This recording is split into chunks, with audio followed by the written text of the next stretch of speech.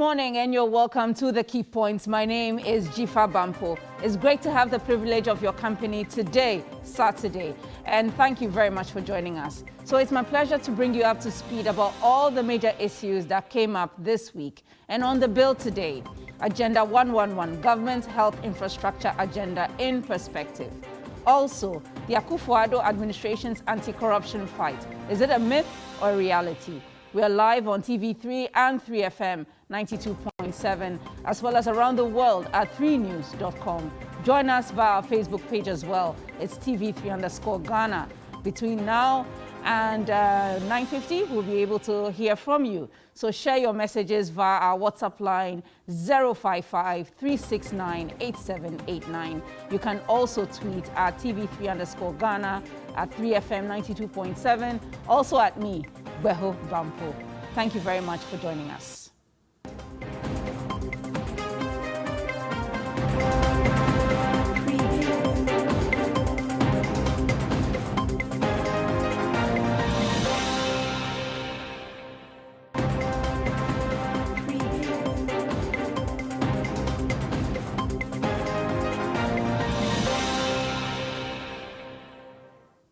You're welcome back to the Key Points on TV3 and 3FM, as well as 3news.com. You can send your messages to our WhatsApp line 055-369-8789. Our hashtag is #TheKeyPoints. Now, this week, the president broke ground for an ambitious healthcare infrastructure drive. And this is the commencement of the ambitious Agenda 111 project, which will provide healthcare access to Ghanaians. It provides for some 101 district hospitals, 7 regional hospitals, including the rehabilitation of that in the Western region, as well as 3 psychiatric hospitals. So in terms of whether this is possible or not, just to take you back, it was not too long ago, I think in 2020, when the president announced that they will be building 88 district hospitals. That didn't happen.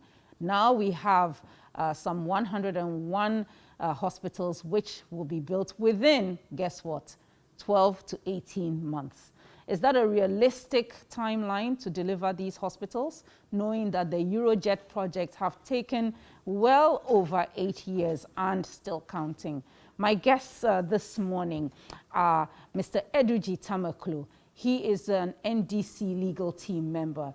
We will also have in studio the GMA General Secretary, Dr. Justice Yankson, as well as the NPP's Deputy Communications Director, Mr. Kamal Dean Abdullahi. We'll also have the National President of the Coalition of NGOs in Health. All of that coming up this morning. But thank you very much, Mr. Tamaklu, for joining us in studio. How are you? Good morning, Jiva, and good morning to your cherished viewers. All right. Okay this morning. Great. Yeah. So government has rolled out this infrastructure agenda. I saw a post put up by Dr. Baumia trying to poke at the NDC, saying that the NDC is the party of the impossible, that everything cannot happen. Government is determined to roll out and implement this agenda. In terms of the objective, 12 to 18 months, should we not wait and see if this will be delivered? Jiva, ordinarily, I should not be responding to the jocular comments from the Vice President relative to these serious matters of health infrastructure. Look, you see, let's elevate. When you occupy a position like the Vice President of the Republic of Ghana, you need to elevate the conversation from the usual sloganeering that, oh, for NDC, it's a question of impossibility. What we are looking at is the question of credibility in delivering health infrastructure. Now, our point is this. If you pick the 2016 MPP manifesto, which became the social contract between the MPP and the good people of this country, under health, they had indicated that with the benefit of power, they were going to build health infrastructure, that is hospitals, in districts without hospitals. That is what brought about the 88. So when that promise was made, 2017 budget, no mention of it. 2018, no mention. 2019, no mention. 2020, COVID came. Then on 25th of April 2020, if you recall, in one of the president's addresses to the nation during the lockdown, it was then that the president indicated that they were going to build 88 hospitals. Of that, they will build 2 psychiatric hospitals, among other regional hospitals in the new regions. That was when the conversation started. Then we indicated that, look, in your 2016 manifesto, you had already indicated that you were going to build hospitals in districts without hospitals. So this is nothing new. In any case, you have even delayed in the takeoff because you are in your 4th year, 2020, without even putting block or mortar on the ground, yet alone to start. So we said, look, Mr. President, it's good you come out with some of these programs, but be realistic with the good people of this country. Because already, the NDC administration has started several of these hospitals. When you came, you decided that you were going to do audits of these projects. And so the projects had already stalled. Formina, Bekwaye, and several other places had stalled. So we said, look, instead of starting this, complete what the NDC has started so that we can move on. Before the NDC left, somewhere around November, December, we got Parliament to approve Ahmed to construct about 12 polyclinics. Focus on delivering those ones that people can use. You do not wait for COVID to come and now come and speak to Ghanaians that, look, I want to do this at this point. That is not visionary leadership. Right. So that was how the conversation we situated it. It is not a question of NDC saying that it is impossible to build. Why? You can promise 111 and deliver 20. So the whole conversation ought to be situated very well. Okay. I'll come back to you on that, Mr. Tamaklo, but let's take a quick break and hear what the president has been saying about this. The building of these new healthcare facilities. My vision is to help make Ghana the center of excellence for medical care in West Africa by 2030. This we will achieve by investing more in the development of our healthcare infrastructure, mapping our regional health facilities to specialization, as well as upgrading selected facilities in our regional and teaching hospitals.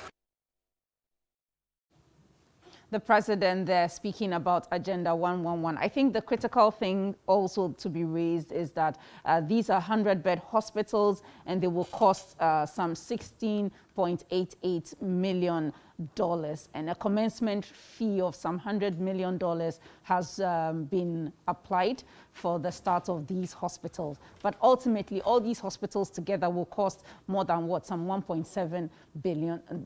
And that's also another extra expenditure to bring in. Let me bring in and welcome Dr. Justice Youngson, who is the General Secretary of the Ghana Medical Association. Dr. Youngson, thank you very much for joining us on Keypoints. Good morning.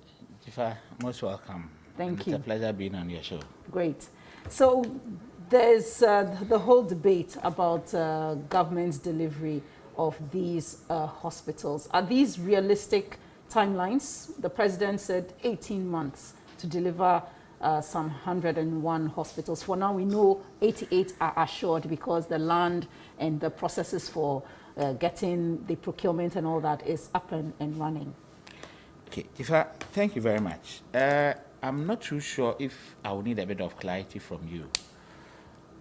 I think, to my understanding, the 18 months starts from the day a particular project starts. Exactly.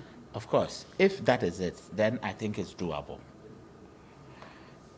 I was part of a private sector group that developed the Ghana Infectious Disease Center in the midst of COVID, 100-bed capacity hospital. We were able to do it under 3 months. If the country is committed to improving the health of the people, then I think within 18 months, we should be able to deliver on a project if we really want to.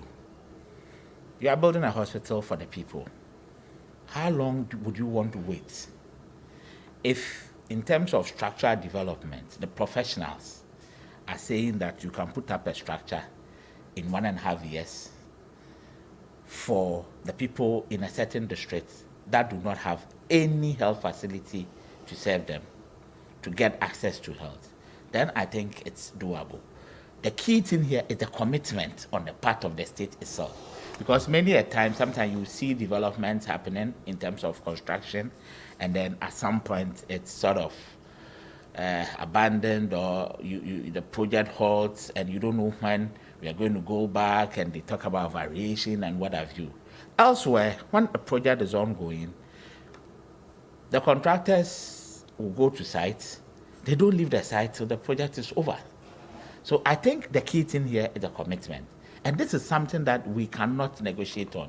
But does government really have the commitment? Because we've had other hospital projects, and Mr. Edwiji Tamaklo referred to the Eurojet hospitals, some of which are still, under construction or work is still ongoing. Some need equipment and all that. He referenced another, approval to build polyclinics, for instance. We have all these projects dotted all over the place.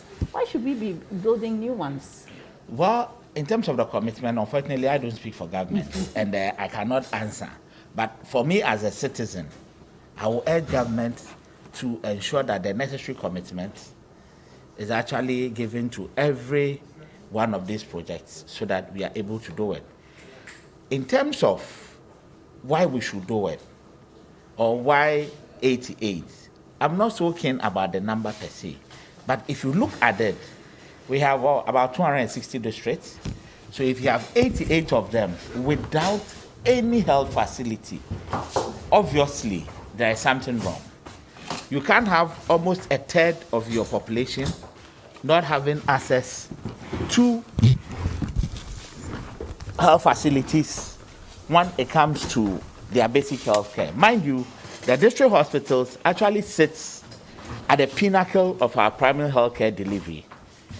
And that is what we will usually be looking at when we are talking about universal health coverage and what have you. And our constitution enjoins the state to ensure that everybody has access to basic health care. For which reason, if you have a third of your districts without the district hospital that we have all agreed that at least every district should have a hospital, then obviously there is a need to do them. I'm not here to justify government's decision or not, but for us as a professional body, our commitment is that, look, we will push any government whatsoever to ensure that the people of Ghana have the right healthcare delivery at all times. For us, that is it. It is not about party A, party B, no. It's about the people.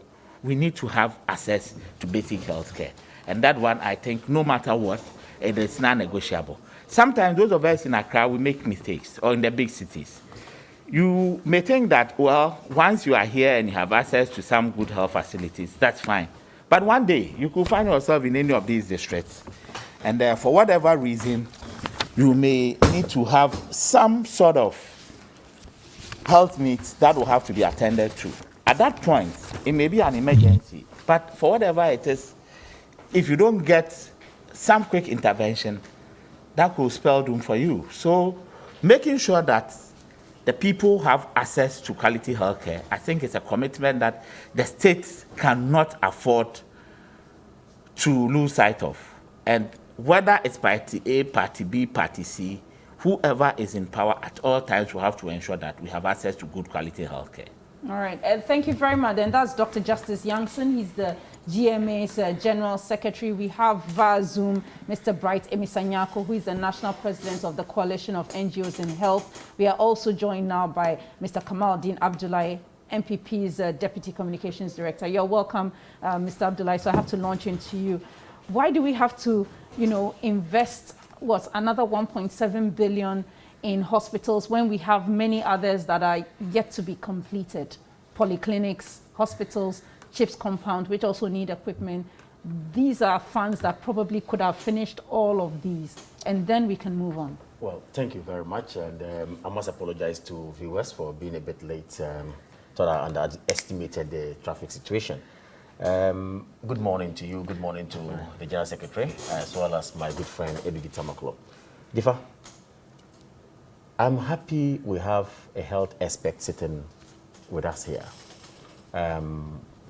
who would agree with me that provision of health is the actual wealth that we need in society.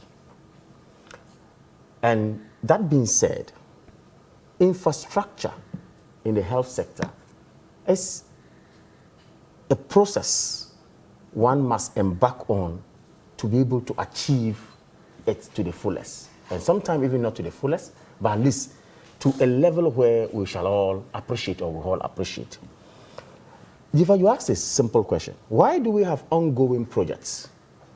And instead of making sure that we have all these projects completed, commissioned, and of course put in use before thinking of new ones, okay, we're not doing that, but rather we're adding to the existing ongoing projects, new projects that we're going to start to build.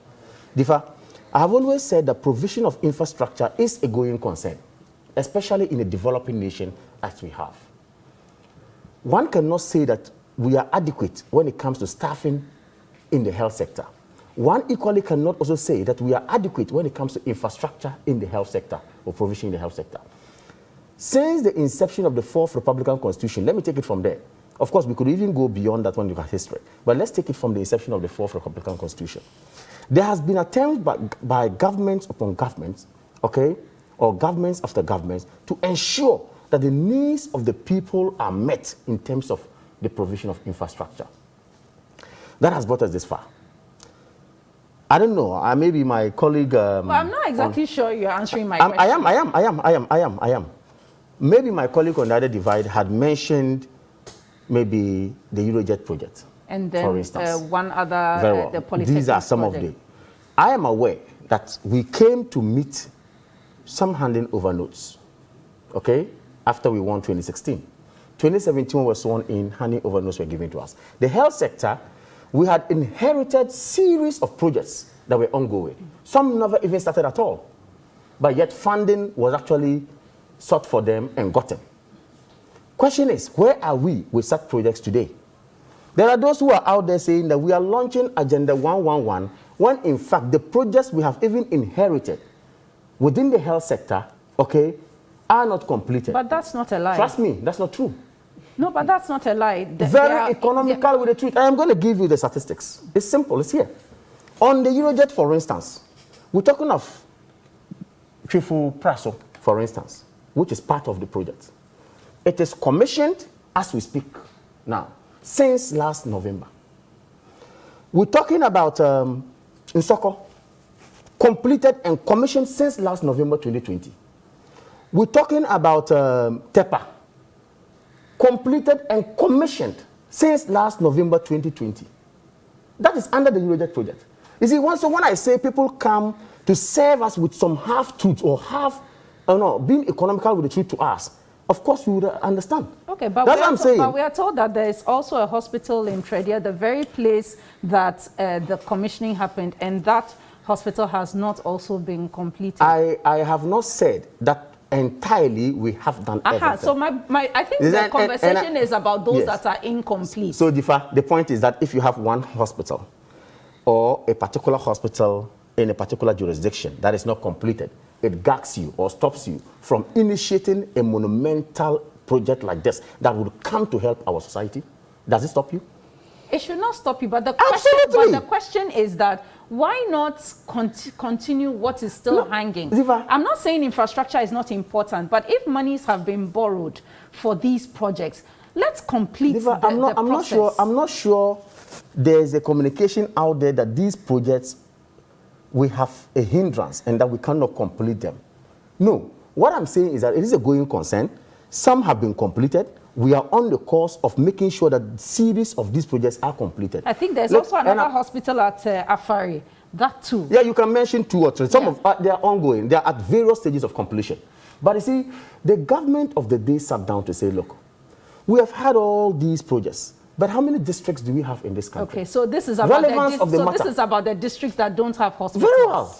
Relevance of the matter is that we've had this. If Tepa has, other districts don't have. For instance, maybe there has been some clinic that is in the offing. Government says, no, let's upgrade it to a status of a hospital or a district hospital. Let us be able to do that. Then government looks into the, if you like, into matters that are going on in the health sector and say that, look, all these 250-something districts that we have in this country, over 88, running to about 111, do not have hospitals. Is it critical and essential for us to provide such facilities? Then someone says, no, the argument is that we've not even completed some of them. Why are we having this? I think with a greater respect, we are a developing country. We need some of these critical, if you like, amenities. Okay, so for you, so for government, the focus is on the areas that don't have hospitals, irrespective of the other projects that are. That is exactly what we're doing. And I want us to give credit to the government of the day that, look, anyone who sits somewhere to say that, look, and I can go on and on and on. There's a plethora of projects that we have completed and we can give them. So I'll hold your horse. You hold your horses. I think the fundamental point has been made. Okay. And I know that ADG will take you up on that. But let me go to the president of the coalitions in health, Mr. Bright Emisa. Good morning, sir, and thank you for joining us on Keypoints. For you, what's the outlook? Do you see us completing these in good time to serve the communities that are underserved? Thank you very much, Jifa. Good morning. Good morning to the panelists and good morning to your viewers. I think we are having a very good conversation this morning, and I like the way it's going so far. The whole issue is about the infrastructure gap at the primary healthcare level. Here we are talking about the district level largely. And if the government wants to bridge the gap at that level, we are all for it. The coalition of NGOs in health has always said that primary healthcare has not been fully accessible in the country. So when the president in his first tenure of office even came, and then we saw this in their manifesto, and for that matter, he made a strong pronouncement about it in the second tenure, then we were so happy, we applauded him. And then we'll continue to applaud him for even recognizing this and then coming out boldly to get these gaps bridged. However, our concern has been, one, the commitments and then the cost of the project.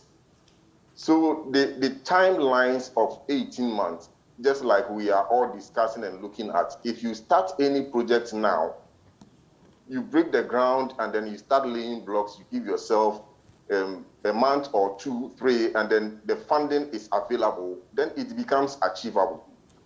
But what do we see now? What we see now is there is some seed money, let's say about 600 million Ghana cedis. That is going to take care of the whole 88 for now. Like you see, I mean, they've done a lot of feasibility studies on the 88 and remaining about 23, which has land issues and so on and forth. So we're still even talking about the 88. Are we able to ascertain that the seed money could do this to its final completion at the end of the 18-month period? And if you make projections into the future, looking at when this tenure of office of the president is going to end, and then you make physical projections into it, then you don't get so convinced that it is achievable within the period that it is given. Okay, so Mr. Emisa, I think that's one point you make. The other point I want to bring to your attention is in the president's speech, he indicated that this is an opportunity to employ some more than 20,000 healthcare professionals. As of last year in 2020, we know that some 20,000 nurses are yet to get on government payroll. And with the doctors, I dare say it's about 1,000 because we have some 450 foreign doctors who had complained of not getting into the public service. And so I'm sure there are others. I'm just wondering, with that kind of background, these hospitals, will we really pick up our healthcare professionals? Yes, building about 111 hospitals is a huge project that could bridge the employment gap as well in the health sector. That I perfectly agree that a huge number of people are going to be employed. That is why we've always applaud him for this pronouncement. But are we going to see it in reality within his tenure? Our discussion should be focused on that. We are not saying it is not feasible, it is not achievable. Everybody will be able to achieve it when the financial commitments are there. So a lot of these health workers are there, they need work to do, people need to work, we agree. But in what record time is it going to come into fruition? When do we see this happening? Are we counting like the first one that he break grounds for? Are we looking at it as getting to completion in 18 months from last Tuesday to the next 18 months? No, it's from the day a project begins. Exactly, my sister. So let's look at the amount that is available now. So if you look at the amount that is available now, then you could agree with me that from the day the project begins, like the first one the president cut short for, should be completed in the next 18 months. That means 1 out of the 600 million Ghana cedis given can be completed as such. But I hear the discussion to be, it is a money to be given to the contractors for mobilization for all 88. So if the project is going to take that cue and that angle of giving mobilization, and then they wait, the contractors look for funding and on those things, our fear is that by the end of the president's tenure, they might have raised a lot of structures to a certain percentages that are not completed and might have not done us a lot of good. So if they could look at putting them in phases and then getting them completed in those phases, that one becomes more realistic than getting them open and say 18 months. Yes, of course, it could even be completed before 18 months when the project starts and there's money.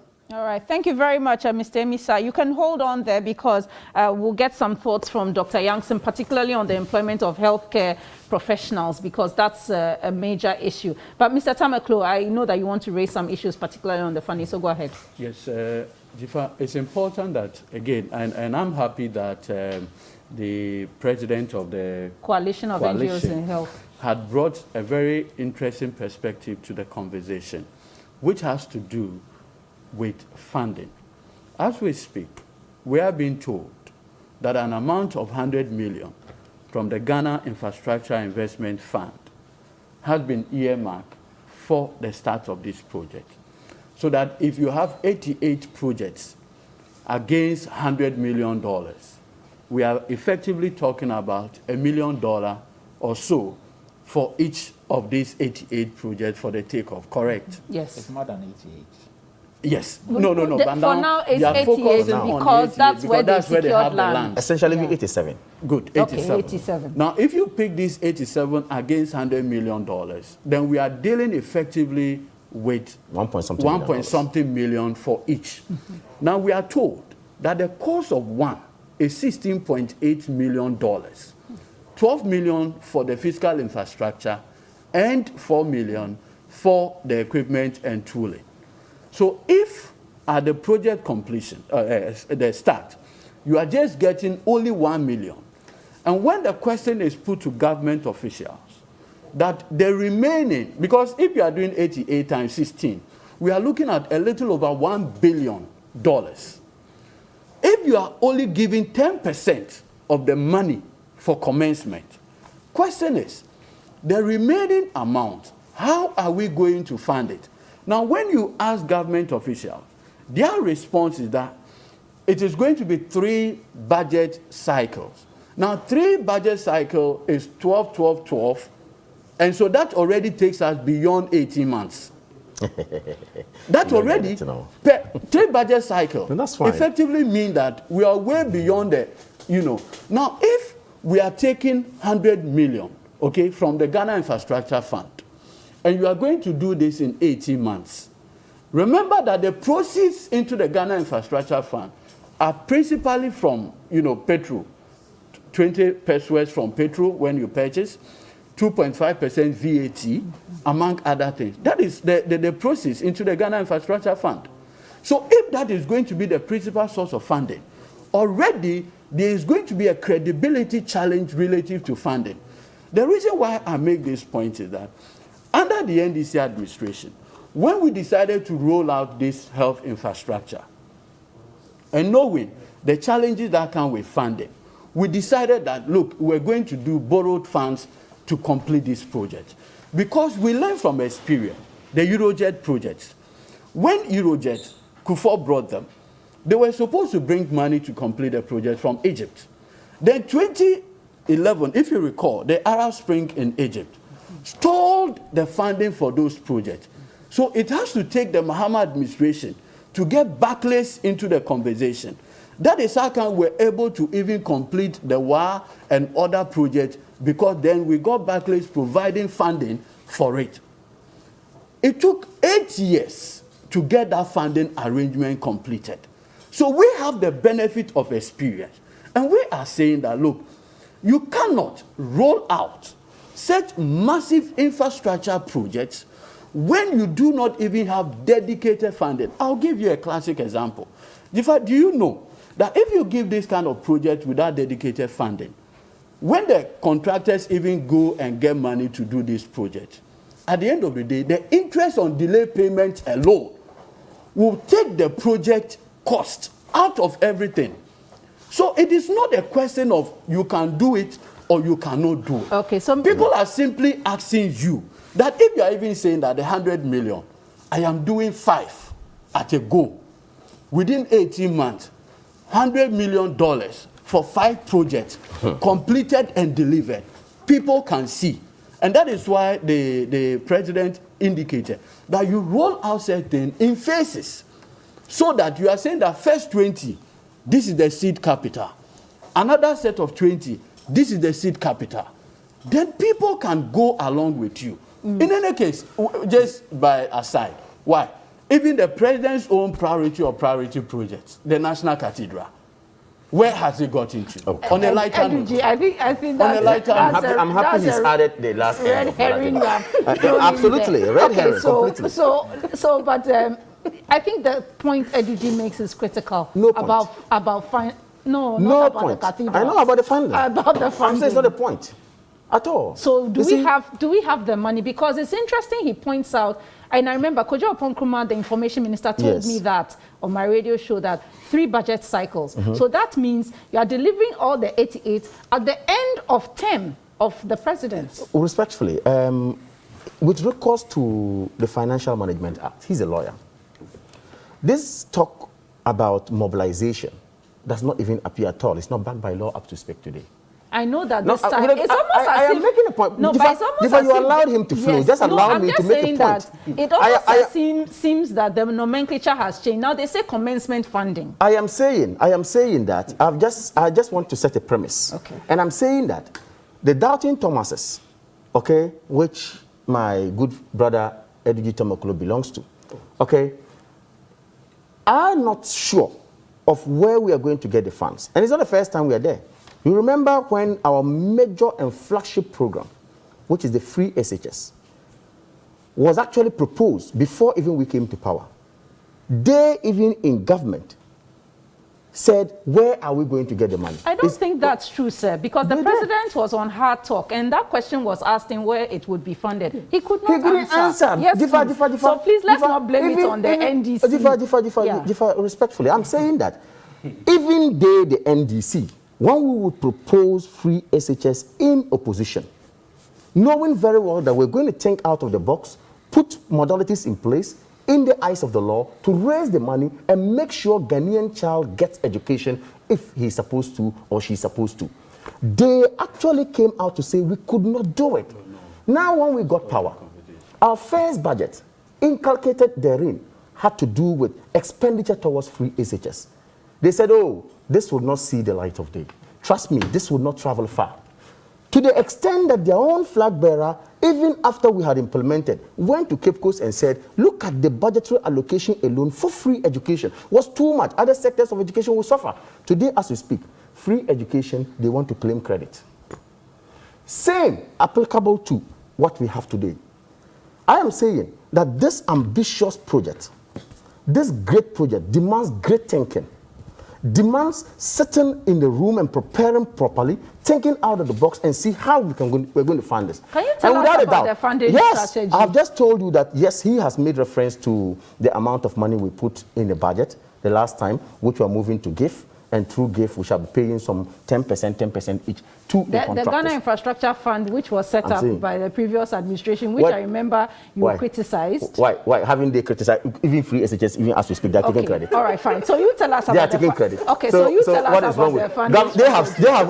They have always said that governance is a continuum. So if you come out with an idea and you didn't even put a seed capital, a peswa in it, and we have come to put money in it, and then making sure that it's going to go through an infrastructure development for all of us, wouldn't it be a good one? Okay, so you tell me about the funding. So the point I want to do, the funding now is that I'm saying what the law says we should not have done. We have been able to say that no, aside that, GIF can step in. Some amount of money, being about $100 million, like he rightly said, is in there. Let's give some commencement support to the contractors to urge them on. But if you look at or you know how it operates in the construction sector, contractors, after taking the contract, are supposed to pre-finance the project, get to a level where they will raise a certificate, take it back, and then at that point, some amount of money will pay them, then they continue if they have to. And there are even some contractors who would take the contract and embark on the project, execute it to the end, before even those who have the capacity. So the point is that if you say it's a 3 budget cycle, I agree. But see, this has to do with payment procedure. Why? Haven't you had contractors who have completed projects and come to tell them we have finished the project, we are not going to hand it over to government because we have not been paid? We've had that in the past, we've had that even still.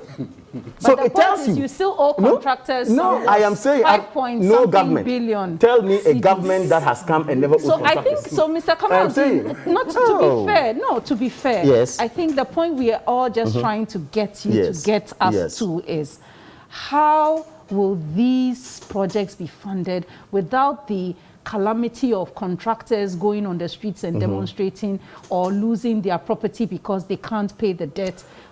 I mean, I think that's the concern. So why not give us what are we delivering the projects in phases, for instance? What I can say for sure is that the government is fully committed to ensuring that these projects are executed and completed.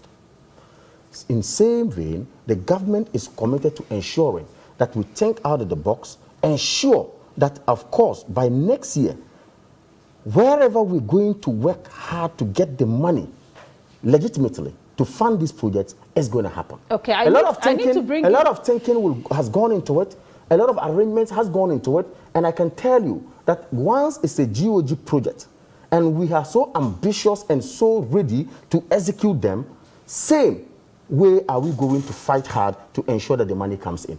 You see, this talk about... I'll come back to you on that because let me just end. This talk about this 600 million. Wait a minute. This talk about we cannot do it. We cannot do it. Like I said, we've seen it before. We've seen people have said, oh, we can't get the money. We've seen it before and we have executed it. Same way are we going to ensure that the Agenda 111 is going to be completed and commissioned here in this country, given the time that we have. Yes, Dr. Jansen, come in. So while Dr. Jansen is speaking, you can reflect upon the 600 million, which is already in the budget, some 36 million already paid to the architects and designers. Don't worry, that's fine. Dr. Jansen. I think that two things have been discussed here, and one of them is very clear, unless maybe Edigi has some other view. What is very clear across board is that the Agenda 111 for the health needs of the people is a welcome activity. I think there's no doubt about it. It's a good one. The key problem now that unfortunately I think government and to an extent Kamal has not really been able to convince all of us is the funding or the financing of the projects. And I think that it's in government's own interest to, as soon as possible, put whatever strategies they have out there for all of us to, in quote, be fully convinced that the funding ultimately will be available. I think that is the basic problem we seem to be grappling with at this point. But I think we also need to put a few things in context. Let's not get hooked into this, in quote, 87, 88, 87, 88, because we are talking about 111. And per my understanding, this is supposed to happen within the next 3 years. So if we take the 88 or 87 out, we still have a certain 23. That 23 includes 13 district hospitals, 7 regional hospitals, and 3 mental health facilities. Yeah. Obviously, that 10, the regional hospital and the mental health facilities, most likely will cost more, because the regional hospitals are supposed to be the secondary level care activities.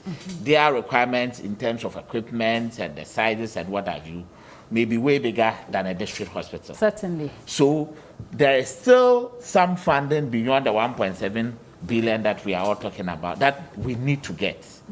And we think that these are some of the things that government will have to work on quickly and make sure that there is clarity for all of us. Would the GMA like to at least see a certain plan that demonstrates how this is done? Because, I mean, now there's a certain unsureness about whether, and I know you said we shouldn't dwell on the 88 or 87, but at least, I'm not saying we shouldn't dwell on. No, what I mean is that so now, let's not focus solely on that. Let's remember that there's also a certain 23. Hospitals. Yeah, but what I think I would like to know is, so in 2022, how many hospitals will be complete? It's only government that can tell us, but per my understanding of what has happened now, this 600 million is money that were captured in last year's budget that have actually been allocated and disbursed into the infrastructure fund. This was from last year. Unfortunately, I don't know what disbursement or what provision we've made for these projects from this current budget. And maybe Kamal may have to tell us. No, so, let me just yes, in 30 seconds. You see, if you look at the mid-year budget that was presented a few weeks ago or days ago, you'll notice that at Appendix 4D, in Appendix 4D, government provided the expenditure for the 2020 COVID funds. And in that 2020 COVID utilization and allocation, they had indicated that 600 million has already been utilized. No. But that's the challenge I have with that data. I've been on a couple of programs where this has been discussed. Yesterday, Dr. John Kumar, who is the Deputy Finance Minister, also shed a little more light. Basically, all they sought to say was that in 2020, we made provision of 600, which has been pushed into the infrastructure fund. Of course, I'm sure it's been invested as well. Out of that, the pre-contract activities that have happened so far is 36 million. Absolutely.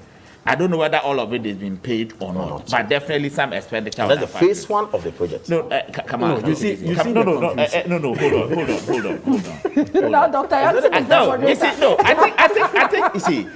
think we should just understand what has happened so that we can also critique and urge government to do the best for all of us. Absolutely. I think for me that's very fair. Okay, so the key thing is that beyond what you did last year by allocating 600 and starting the pre-contract activities, which for me is good because every project you need to do these things. Let there be clarity on the funding in terms of what probably GOG itself will provide this year as well and the subsequent years. And then if, let's say, the private sector or individual contractors are going to fund certain things in total or partially or whatever, let all of it be clear to us. That way, I think everybody will be very confident. But once these things are left hanging, then people begin to, come out thinking that, well, it's the usual talk and all that.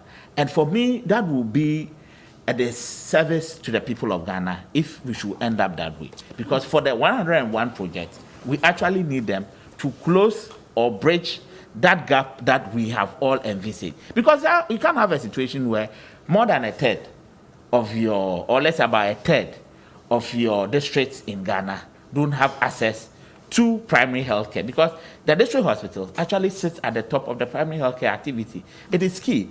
So I think that is a good ambition. It's a good agenda that government has set itself to. But the questions that are coming up, government should do its best to explain them as soon as possible for us. Okay, let me ask Mr. Emisa if he wants to weigh in on, I know you kicked off the financial discussion, but for instance, do you know how many hospitals may be completed next year, for instance? So, Jifa, if we are looking at it from that angle, and then let me come back to what Kamal said, and then quote his own words. If we are not careful, you notice that we are going to over-rely on the commitment of contractors with the assumption that they are going to look for funding to complete the project. Now, these contractors can get the project completed without handing them over, and it doesn't make the facility functional. So our fears and challenges have been that government show commitment. Let us see where the amount or the costing of the project is coming from, so that we know that the ownership is from government. In any case, if even you go around to tell us that you are going to borrow money, put it into it, and then the facility runs whilst it pays for it, we'll be happy. But to leave it with contractors who for now have not even been able to demonstrate they will be able to kickstart the project without the commencement fund from government becomes very challenging. For us, if we study the terrain and then how the challenges with the country now amidst COVID, we are of the view that for the tenure of this particular government to complete, they will not be able to complete more than 20 functional for us out of the 101. And these are the things that we want government to tell us so that the people get so committed and follow it. With the assumption that, you see, this stage or this phase, we are able to do this. In the next phase, we are able to do this. Then we encourage other governments to look up to this and then also get the rest completed for us. But we don't want to see a situation where you start all of them at a go and they are all hanging. And then we go back to the same story that every project has a different funding source. We don't want to be hearing this moving forward. So we are only proposing that government shows us where the funding is coming from. We all look at it. Even in this year's budget, we are yet to know whether we are going to see an allocation for these projects. And is it going to be bigger than 600 million? And where is that money also coming from? Then we look at the next budget cycle. So what we are even talking about now is from the previous budget. And then this year, we have not seen it. We are looking at next year before the president exits. So the issues are very dicey to talk about, but we need to speak to it, that do what you think your strength can do now. The people would appreciate it and praise you for it. Other governments take over from you and they also look at it and then get the rest completed. But don't do any work that will leave all 111 hanging. That is what we don't want to see. So for us, our projections are that they will be able to do 20 by the end of tenure of Nanado. Thank you. Thank you very much, Mr. Emisa. Yes, Kamal, over to you. He's projected that we will be able to do 20 by the end of Nanado's tenure. And I want to assure you again that just as we've been able to embark on projects that people doubted we could not do, so are we going to ensure that this ambitious and all-important project are going to be completed as well. So again, the funding issue, do you know how much is budgeted for 2021? No, you see, Jifa, we're yet to have the budget for 2020. I mean, for no, I mean for the hospital. No, of course. Obviously, we've mentioned that. It's 600 from 2020. Yes, 600. Yes, that's what I mean. That is what we did. And that is what we are pushing into GIF for the commencement of this project. So there is no addition for 2021? No addition yet as we say.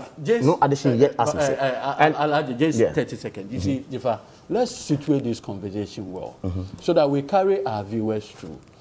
We have been told that the 600 million is actually a 2020 COVID allocation.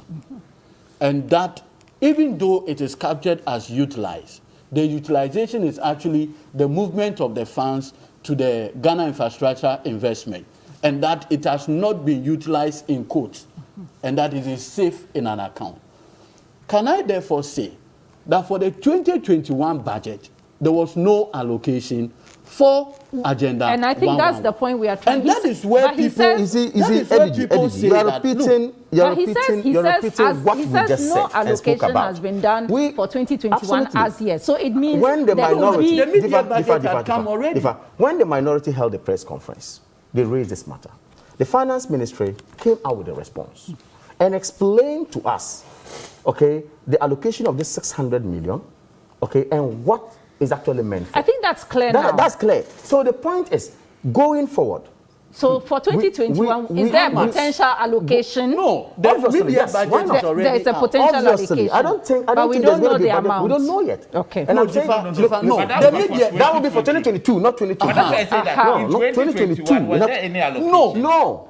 The point is that the amount of money that we have had in the appendix, as he rightly said, is what we're using to commence. And I said again that commencement of this project, mobilization, of course, in the eyes of the law, was not even supposed to be existent. But because of this amount of money being there, and because that project is so important, then the government sat down to say, no, let us use this because we had intended to use that for health infrastructure.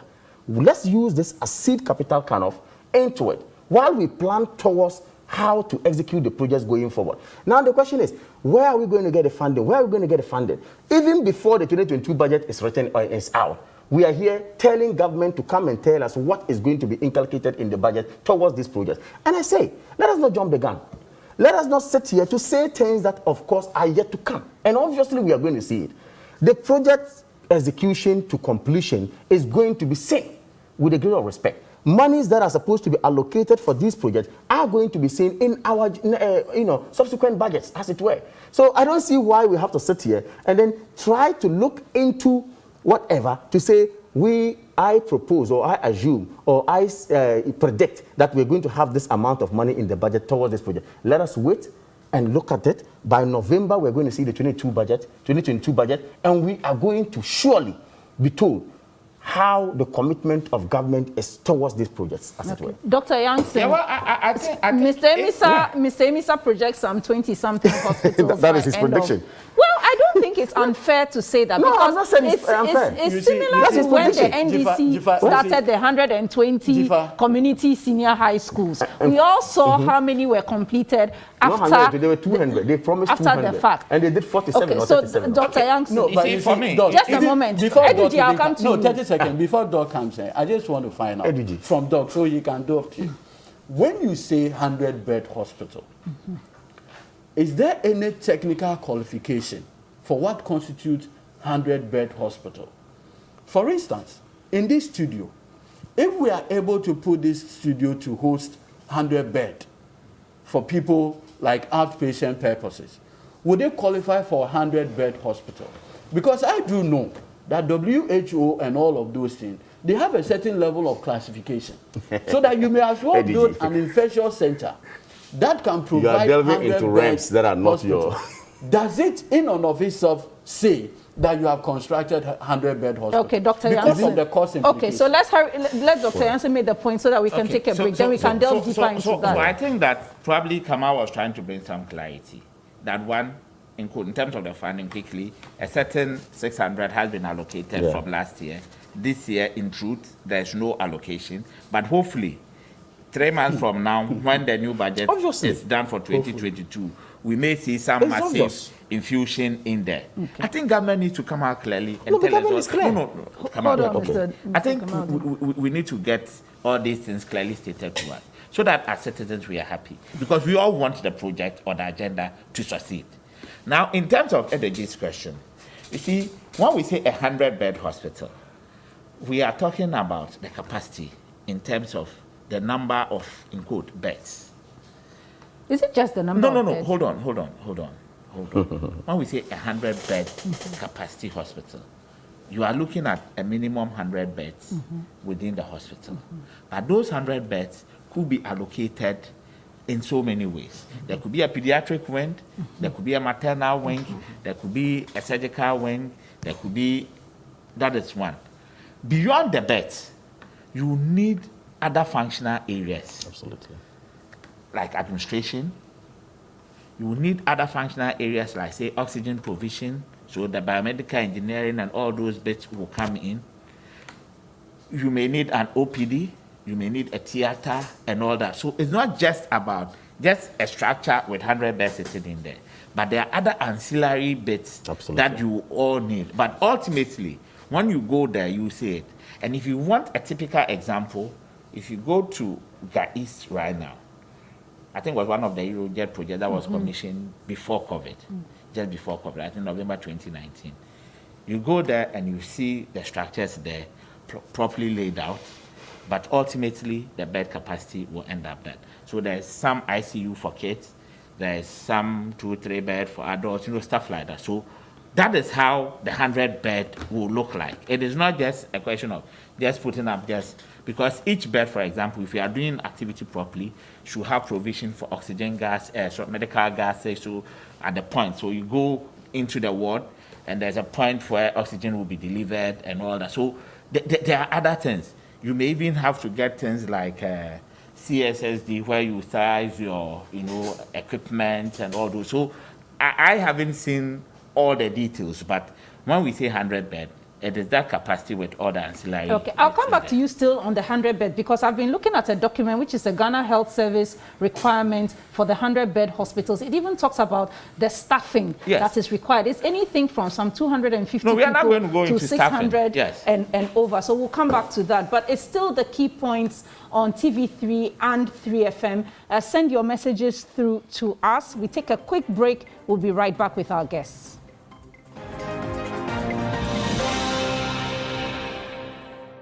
Thank you very much for staying with us here on the Key Points. It's been an interesting discussion so far. Let's take some of your messages and then we'll speak to the president of the Coalition of NGOs in Health.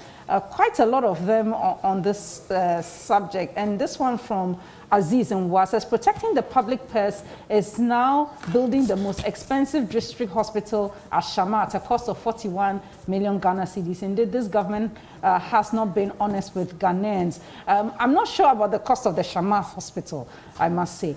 Johnson from Accra says, the trick of the government is that they always come out with fancy, flashy programs without a clear plan, and then they pick ideas from the public discussion for implementation. This one from Mbabu Atamale says, thumbs up to you, Kamal Dean. Inshallah, the Agenda 111 is doable. This government is committed to providing better healthcare infrastructure for the good people of this country. And Julius from Nandon says, please give us one of the hospitals at Nandom. This one from Koshi says, government communication has been defective in this matter in response to the queries of practicality with prudence of policy. Nobody can be against the construction of more hospitals. The issue is about the practicality of constructing 111 hospitals in 18 months without a clear-cut funding roadmap.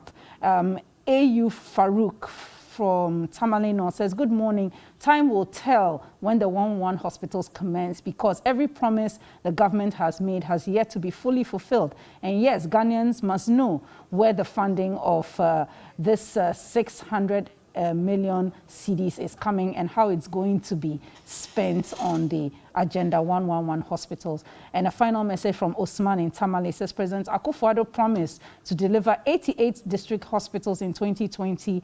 12 months have passed and not a single one of them has been delivered. Agenda 111 is just a rehash. Regards.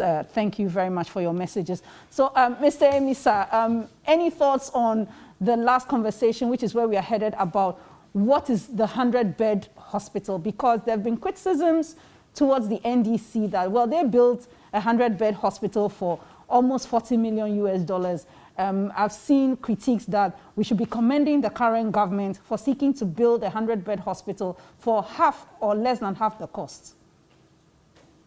Thank you very much, Jifa. So you agree with me that it's very difficult to allocate cost to projects depending on the individual's perspective and then taste.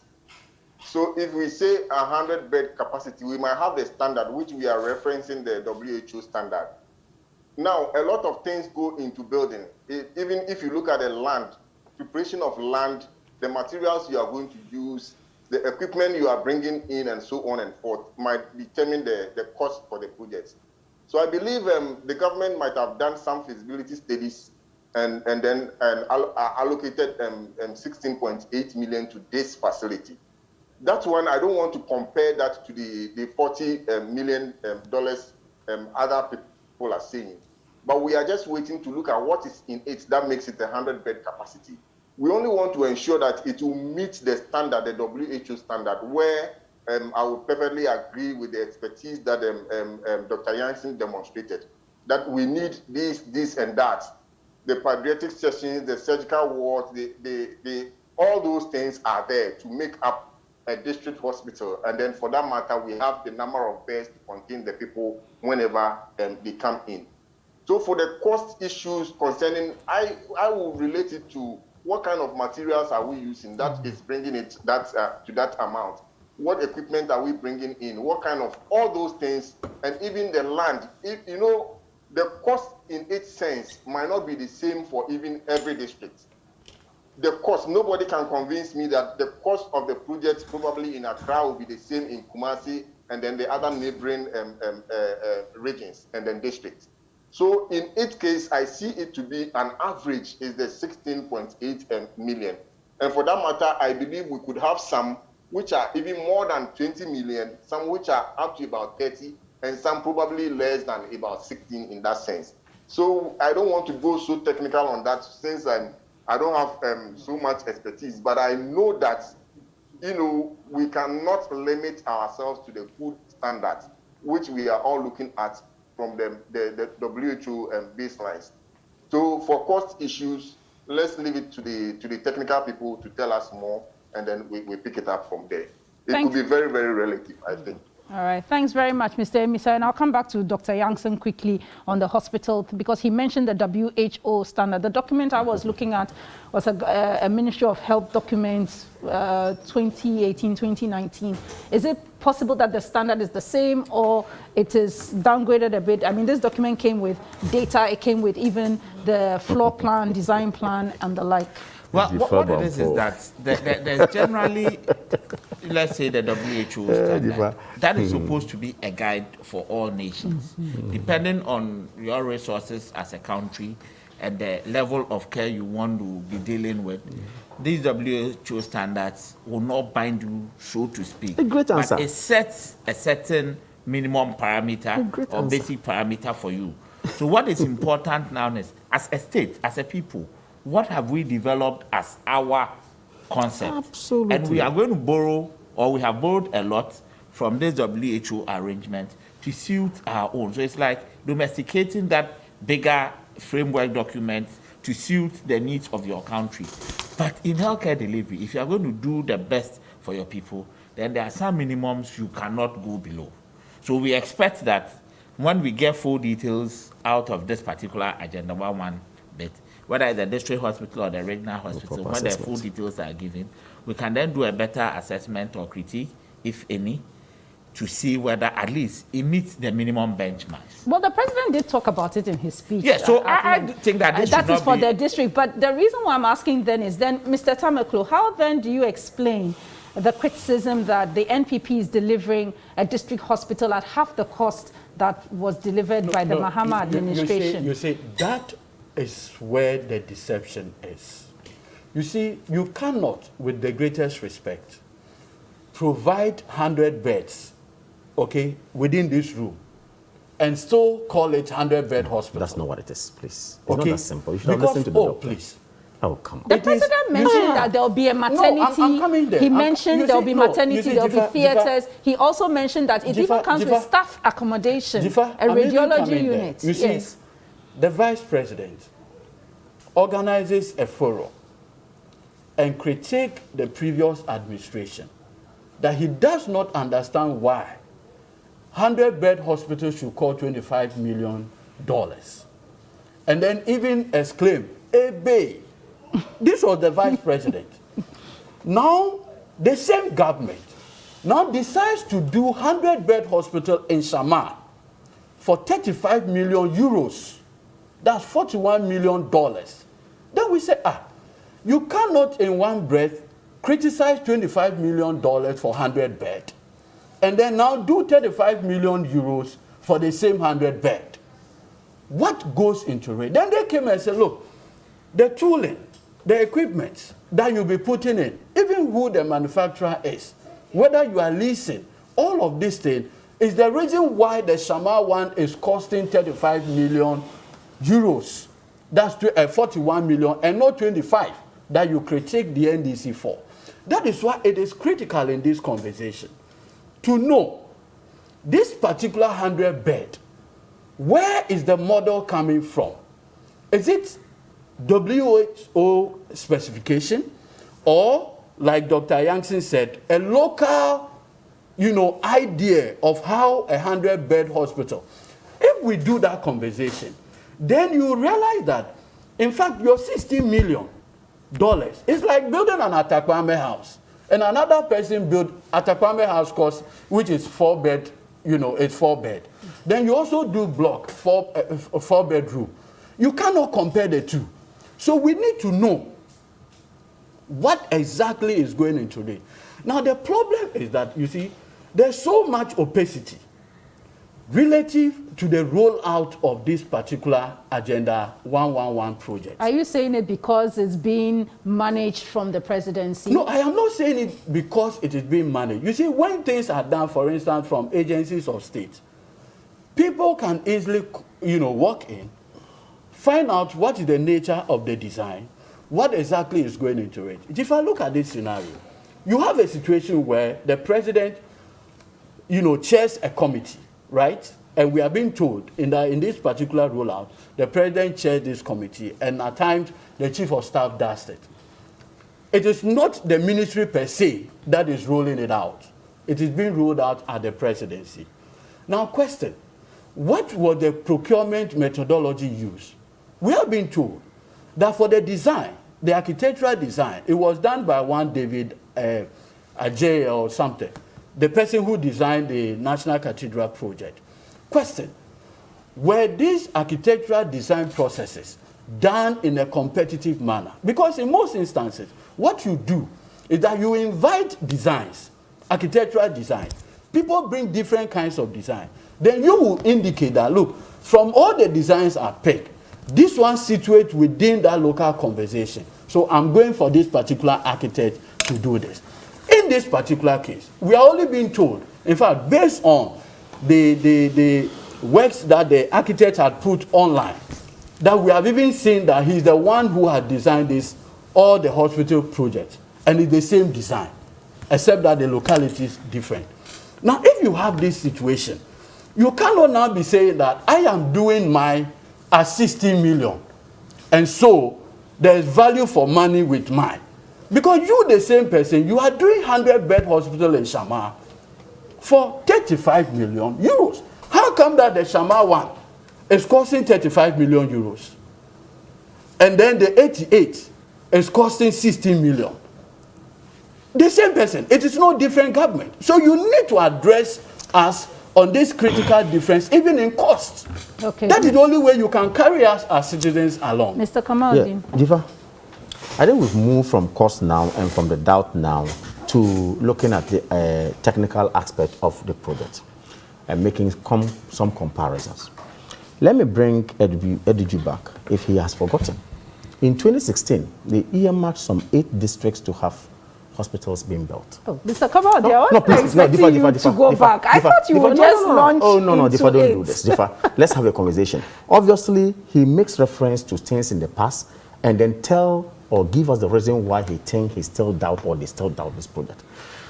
Equally, I should be given the permission to tell Ghanaians that indeed, time passed, the very people who claim they are the best alternative to managing the affairs of this country, okay, we had seen them making certain promises and never delivered. Okay, so can you just... So I just simply said, what I want to say is that not too long ago, in 2016, they abandoned some 8 districts, projects, hospitals that they earmarked to build. Apart from those that they completed, the rest in Kumeu, in Wa, Fomena, and all that, 0. Today, a president comes out to say no, primary health care must be given a boost. We need hospitals dotted around the country, especially in our districts. Drawings have been done, discussions have been done on how to fund it is going to be fully a GOG funding. We are going to make sure that we think out of the box to get this. Now we sit here, even before the said project gets to even 2% or 1% level, we are all casting doubts. Like I said, we are focused and will remain focused and ensure that this will be done. You see, when you sit to make comparison, when you sit to make comparison, that yesterday a hospital was being challenged, or the cost of a hospital was being challenged, and today we are coming out to build a particular hospital at a particular cost and saying that, look, let us try to match that to the WHO standards. I am happy with the response Doc gave. The reason why I said it was fantastic. Point he made. Every locality or every society have their own, if you like, way of building a scope to meet a particular standard. Why? Differ. The NDC and EDUG wants us to credit them for building CHIPS compound. They want us to gloat. I mean, they want to gloat over CHIPS compound, but they are not happy that some $17 million is going to be injected into providing a facility that will meet a particular standard within our jurisdiction. Mr. Abdullah, you have addressed my question, because the question is... What's your question? The question is the $17 million hospital, district hospital being provided. Yeah. What is the detail of the 100-bed? As we sit here, we have all seen the drawings. Is it going to be like the Shama one, which costs more? As we sit here. Or it has been, there is Aprotech. Okay. So maybe the building may be built in a manner that does not engage. That's what we are asking. As we sit here, we have seen the artistic impression of the hospitals that are going to be built, haven't we? Yes. Yes. Brought out by the designer. Haven't we seen it? Yes, I have. We have seen experts looking at same, including my good brother who is a doctor here, who is a health personnel as well, looking at same. We have actually seen again the provision of the explanation that some $4 million out of the $17 million will go into procuring equipment for the said facility. But the actual cost for the building and structural, structural facility setup is going to be some $12 million. So I think that's now, the fundamental. These details have been provided. Yes. So the fundamental thing is that the $4 million equipment being provided for this 100-bed certainly may not be the same as what has been provided at Shama, for instance. It is so clear that maybe if we should go into the details of what Shama was supposed to be and look at the scope of work that has been provided in the contract, may be different from the scope of work of this particular contract. So probably there was scope creep maybe that added on a few other things. You don't just sit down and say that because Shama was going to be 35 million euro or dollars or whatever, then we cannot build a hospital costing $17 million. That would be a very weak argument you are making. Point is, if the drawings and all the discussion that has gone on has said that, look, it suffices to say we can use $17 million to build this particular facility. And experts also set on to say, look, what we have done, it meets the standards, at least per our standard. Okay? Juxtaposing same to maybe international standard, you can look at it, which we are in categories. Maybe you may choose to go for $300 million standard, you can choose to go for $200 million, depending on your thinking, anyway. Okay? But of course, is it also feasible to have a hospital? Is it also feasible to have a hospital costing $17 million US?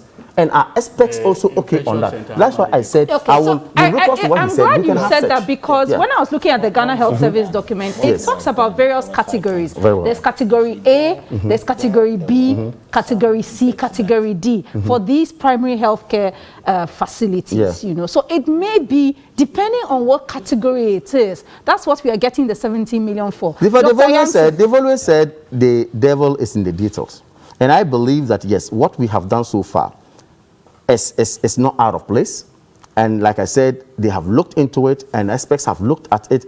Quantity surveyors who also have, you know, the consultants who also have eyes to determine whether this amount of money can get us this structure have all gone into this matter. Okay. What we have to do now, let us be positive at least for once as a people, and get this project supported. Anyone is negative about it. But Dr. Yankton, and I think the point I sought to clarify is that I know that even at the primary care level, there are categories of the hospitals, A, B, C, and D. And so we don't know what this set of hospital being built, whether it falls under category A, B, C, or D. That then determines the cost. Oh, I have to raise it because it also determines your staffing situation. It also does determine the staffing situation. I think that for this particular agenda, what we've been made to understand is that we are going to have the district hospitals, 103 of them, which will meet our basic standard as set out in our policy documents. So for me, once we are meeting our basic standards, of course, our standards also mirror a lot of the things within the WHO standards. So once we are going to meet the basic standards, let's get the detail and then we can all do it in terms of quantifying the cost. But what Kamal is saying, or what government has said for all of us to hear, is that they have already put the experts in place, they have done all the figures, and this is the conclusion they have come to. What I will urge government is that in all this 101 projects, one, generally speaking, there should be value for money, and as much as possible, we should avoid unnecessary cost overruns. Because as a country, a lot of times we do these things and it goes back to haters. Like they did. Scope creep as well. Yes, we need to plow back, a lot of the funds we have into the operational ends and what have you, because beyond the structures and everything, when operationally you have difficulties, then you are not also giving the service that you want. So I think that one government should take note of. The next one is the culture of maintenance. Many a time we build facilities, there are grand, ceremonial activities and all that. The officialdom will leave, go back to their place in a couple of years, and it's in a very terrible state. So there should be clear activity when it comes to maintenance. And these guidelines, we should enforce them such that it becomes mandatory to have that culture of maintenance in our communities. Okay. Can I so final point from you. A simple question from Doc, maybe so you can dovetail. Yes. You see, we are looking at a more localized conversation in terms of 100 bed. You are General Secretary. You're so obsessed with this 100 beds. Please, you are a member of the professional body of doctors, Ghana Medical Association. At the point of implementation, did you have a member on the committee? You see, the reason why I'm asking this is that you are talking about project meeting specification. Why? Did it have an input from the professional body of doctors? Because ultimately, they are going to man these hospitals. It's critical. This is not for you cannot say that you are building hospital for doctors that you are going without an input from the doctors. I'm not saying it's out of place, no. But that so that's why I'm asking him. Do they have a rep on it? It's a simple question. But the Minister of Health is leading this as well. Yes, but the professional body. This is a purely a quick one, and we need to wrap up. Purely government business. So for us as Ghana Medical Association, in terms of this specific project, we were not part of the committee. But what we have been made to understand is that the basis was based on the policy documents that had already been developed. Good. And in some of these documents, in terms of development in the past... Look, let me quickly add this. Wait, let him finish. A question to you as well. When they were going to build over to whatever 2,000 they claim, Chiefs Compound, did they invite you in? Yeah, that's what I'm saying. Were you invited? No. Did they invite you? When they said they were going to forgo their salaries to build Chiefs Compound, did they invite you? So where's this question coming from? Come on. So just your final point. So where's this question coming from? So that when the government is going to implement the policy, you go out there and be looking for CSOs to come and join. Okay, so my last bit has to do ultimately with the operational and the staffing. Please, most of these facilities are going to be in the district. We all know the nature of our development. It is skewed in terms of social infrastructure towards the bigger cities. Government must ensure that they put in the right motivational incentives to attract and retain healthcare professionals in there. There should also be the culture of training of the professionals who will endeavor to serve in those areas. These are very key things because now the private sector, the quasi-government sectors within the health structure are also growing, and there's competition for the same kind of people. And for the districts, usually you find government being the entity operating there in terms of the delivery of healthcare services. If we don't put in the right structures, like in proper terms of schools and other no, beyond so all that, those bits, so that the you healthcare professionals will and the need to have some incentives. incentives in place So that that will ensure that it will be attractive to people, because the truth is that you cannot compel anybody to work for a particular employer. All right. Thank you very much, Dr. Yangsa. Kamal, I have to stop you because you've made your point. Oh. Final point with But I have my final Emisa. point to make. Yes, Mr. Emisa. I have a final point. Yes, thank you very much, Jifa. So for us, we want to say we provide our blessings in support of the project to this government. Very good. We are only cautioning that it moves in a pace where it is very healthy to the government itself and the people of Ghana. Assurance. And for that matter, we want to see some of the projects being functional by the time he leaves office, but not the scattered lots where they are not completed. So we will be great to see some of them are raised and are functioning, and then we point our hands and say, in another government, these district facilities came into being, than leaving a lot, excuse my language, in the bush that are not functional, that we cannot point to any. So we provide our support, we provide our blessings to it, and then we the beneficiaries, would wish that it comes to fruition. Thank you very much. Thank you very much, and that's where we bring this segment to an end. Our guest, Edu Jitamaklo, NDC legal team member, Mr. Kamal Dean Abdullahi, MPP Deputy Communications Director, Dr. Justice Youngson, GMA's General Secretary, and Mr. Bright Emisanyako, National President of the Coalition of NGOs in Health. He's a man of many parts. We'll take a quick break, and when we come back, we'll take our next topic, which is focusing on the Akufo-Addo government's anti-corruption agenda. Is it real or perceived? We'll be right back.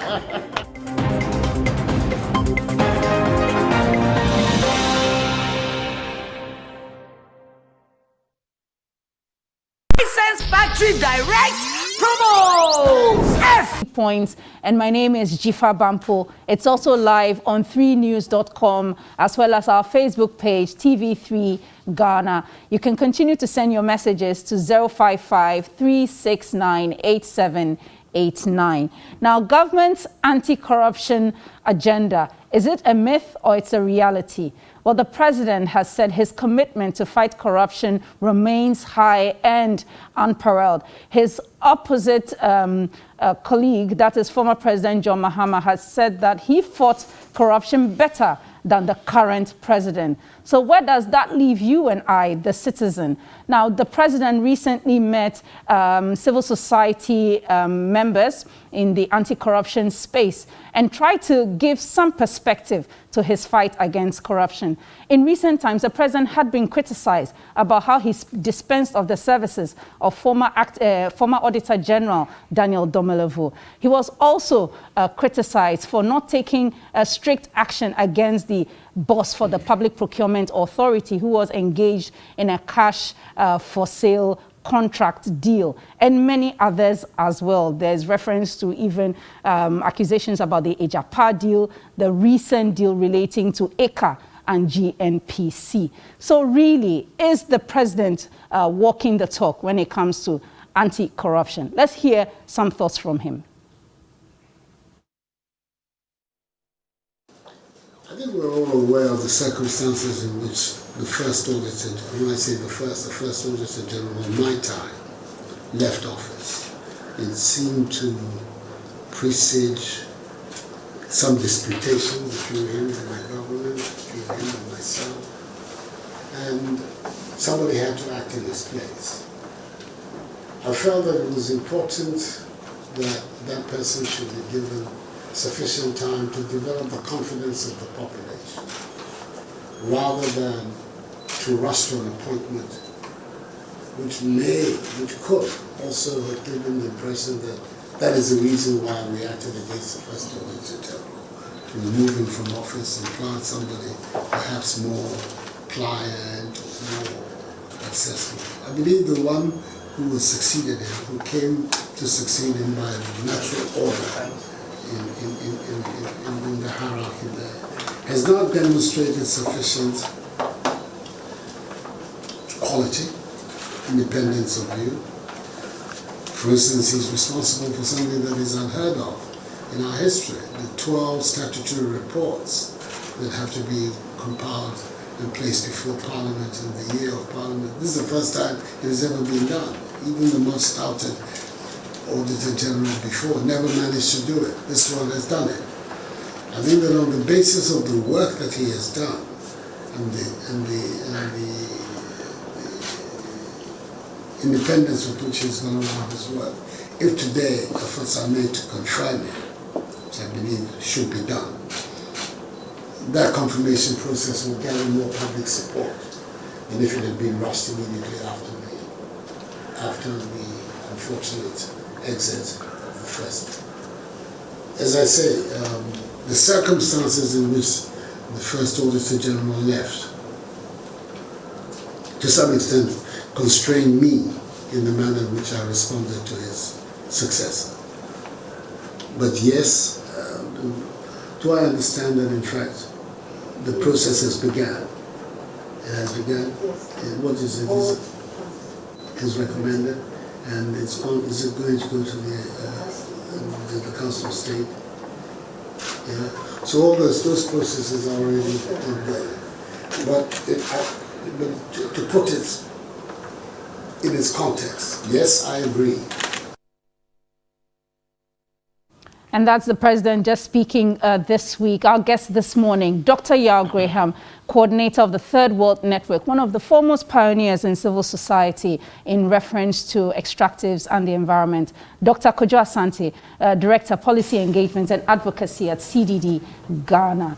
Edwiji Tamaklo, NDC's legal team, and Kamaldeen Abdullah, MPP, Deputy Communications Director. I'll turn first to Dr. Yao Graham. Thanks very much, Dr. Graham, for joining us. And it's not often we get to speak with you, so glad to really have you on the program. So the current Akufo-Addo administration has seen a number of issues, the most recent one being the ACA GMPC saga. We've seen the procurement issues relating to Sputnik V, where the Deputy Health Minister violated procurement laws. We've had the PPA boss who has not been prosecuted for engaging in a cash for sale contract deal. Meanwhile, we are now seeing prosecutions for Collins Dauda et al. We've seen how Mr. Domlevo left office, and also excavators that got lost under a special purpose vehicle when the Galamsey fight was at its height sometime in 2020. And then there's been the thought of gagging of individuals who've been critical of the government. What are your thoughts about whether the president is walking his talk? Yeah, good morning, Jifa, and the colleagues on the panel who I can't see because I'm on Zoom, and also good morning to your listeners and viewers. I think clearly the perception in society, and not only among a few civil society organizations, about whether the government is doing a good job on corruption or not, has to be seen with a wider lens beyond what is in the Auditor General's report, because people experience government at so many levels, at the district level, and also all the way to the national, and also in different spheres of their lives, whether it's in public procurement, how people get hired for the public service, which businesses are favored, even which neighborhoods get allocation of money from public investment. So I think it's in the totality of people's experiences really that people express a view about whether there's patronage and corruption in government or not. Secondly, I think most citizens are not interested really in a comparative discussion of corruption. I think we'll be letting ourselves down if we think the low standards for dealing with corruption under the Mahama government has become a kind of benchmark against which to measure the Akufo-Addo government. I mean, egregious corruption by anybody, I think, is worthy of being criticized and being challenged. So on that basis, I mean, the public have set a standard of expectation of their leaders. And clearly, in terms of how people are expressing themselves about the corruption, the president is right when he talks about about budgetary allocations and so on and so forth. But at the same time, there are some signal things which point to him being rather thin-skinned, you know, and reacting in ways which are a bit over the top. Take, for example, the attack on Professor Jimabwe. That really was not befitting of the presidency, you know. I mean, because really, was Jimabwe being personal in what he expressed, you know, that basically the thing about him got personal. The coalition, anti-corruption, and extractive corruption that I've been involved in. I mean, somebody leaked our meeting. That person must have been put up to it because we're deemed to be critics of the government. And, you know, an article with the same import, same headline was splashed across pro-government publications claiming that we were engaged in an anti-Ghana, you know, exercise.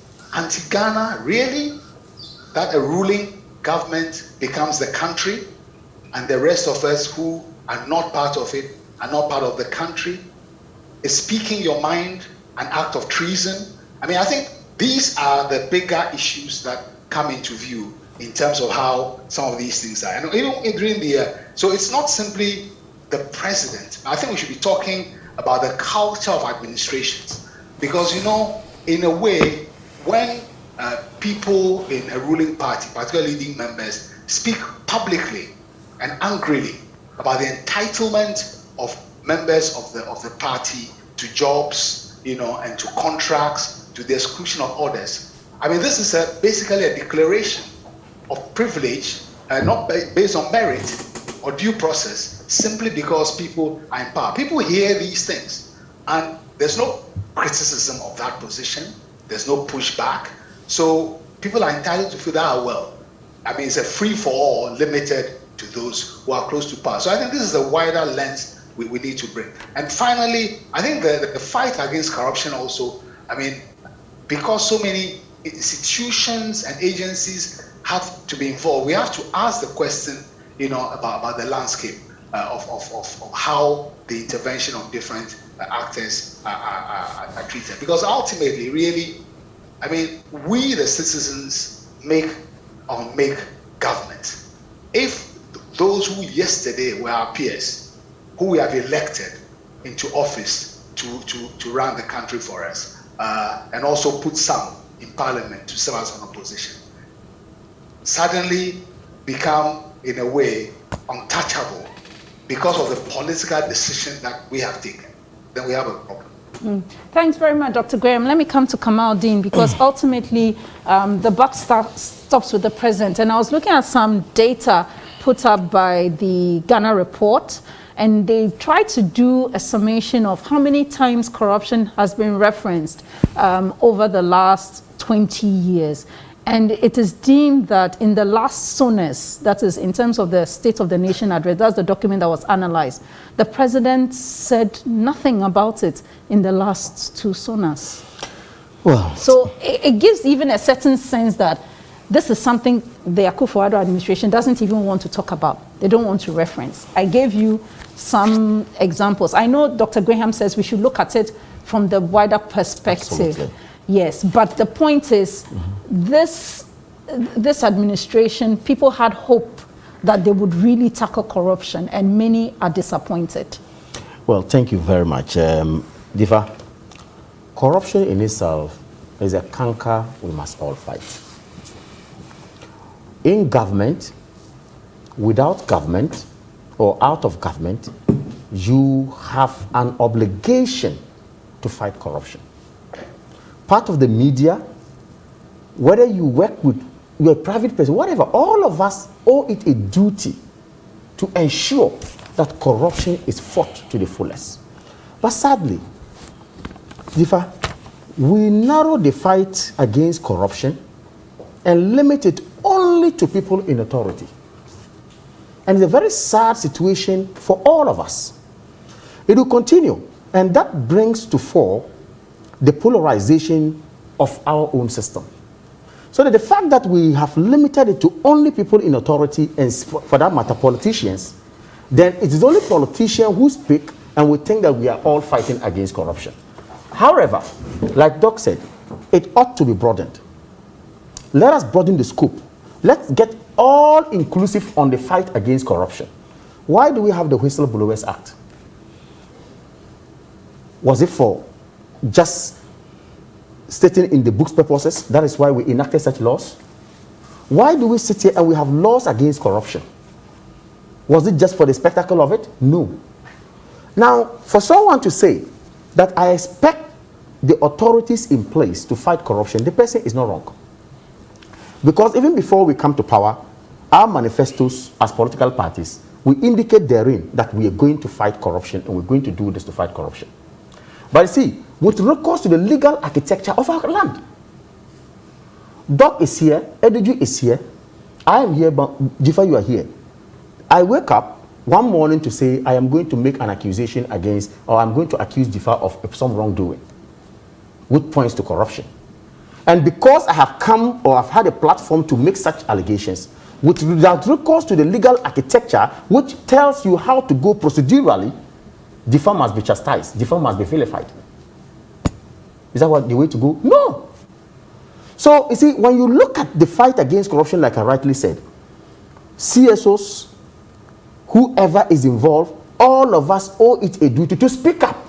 But then the point is, Mr. Kamaldeen, the point is, Mr. Kamaldeen, even in these instances where you say there must be recourse to a legal process, I mean, look at what happened under the fight against illegal mining. A special purpose vehicle was created to deal with the excavators that were seized and the like. They disappeared. No one has been held to account for that. So the matter is closed. Is that correct? As far as I have heard or seen, I haven't seen anything. You are saying that emphatically that matter is closed. I haven't no investigation is ongoing. All I know is that some illegal miners caught later on. So to your knowledge, yes. So to your knowledge is that some were caught. But that is one example. You cannot say with all certainty that matter is closed. Okay. You cannot say that. All right. Then the PPA boss. I'm just giving these examples because no, it's important. It's important. Mention them. The PPA boss can I correct misrepresentation? Yes. In talking about the breadth, I was not talking about the fact that everybody has a duty to fight corruption. That was not the point of it. I was talking about the breadth of how government power is used across the realm of power.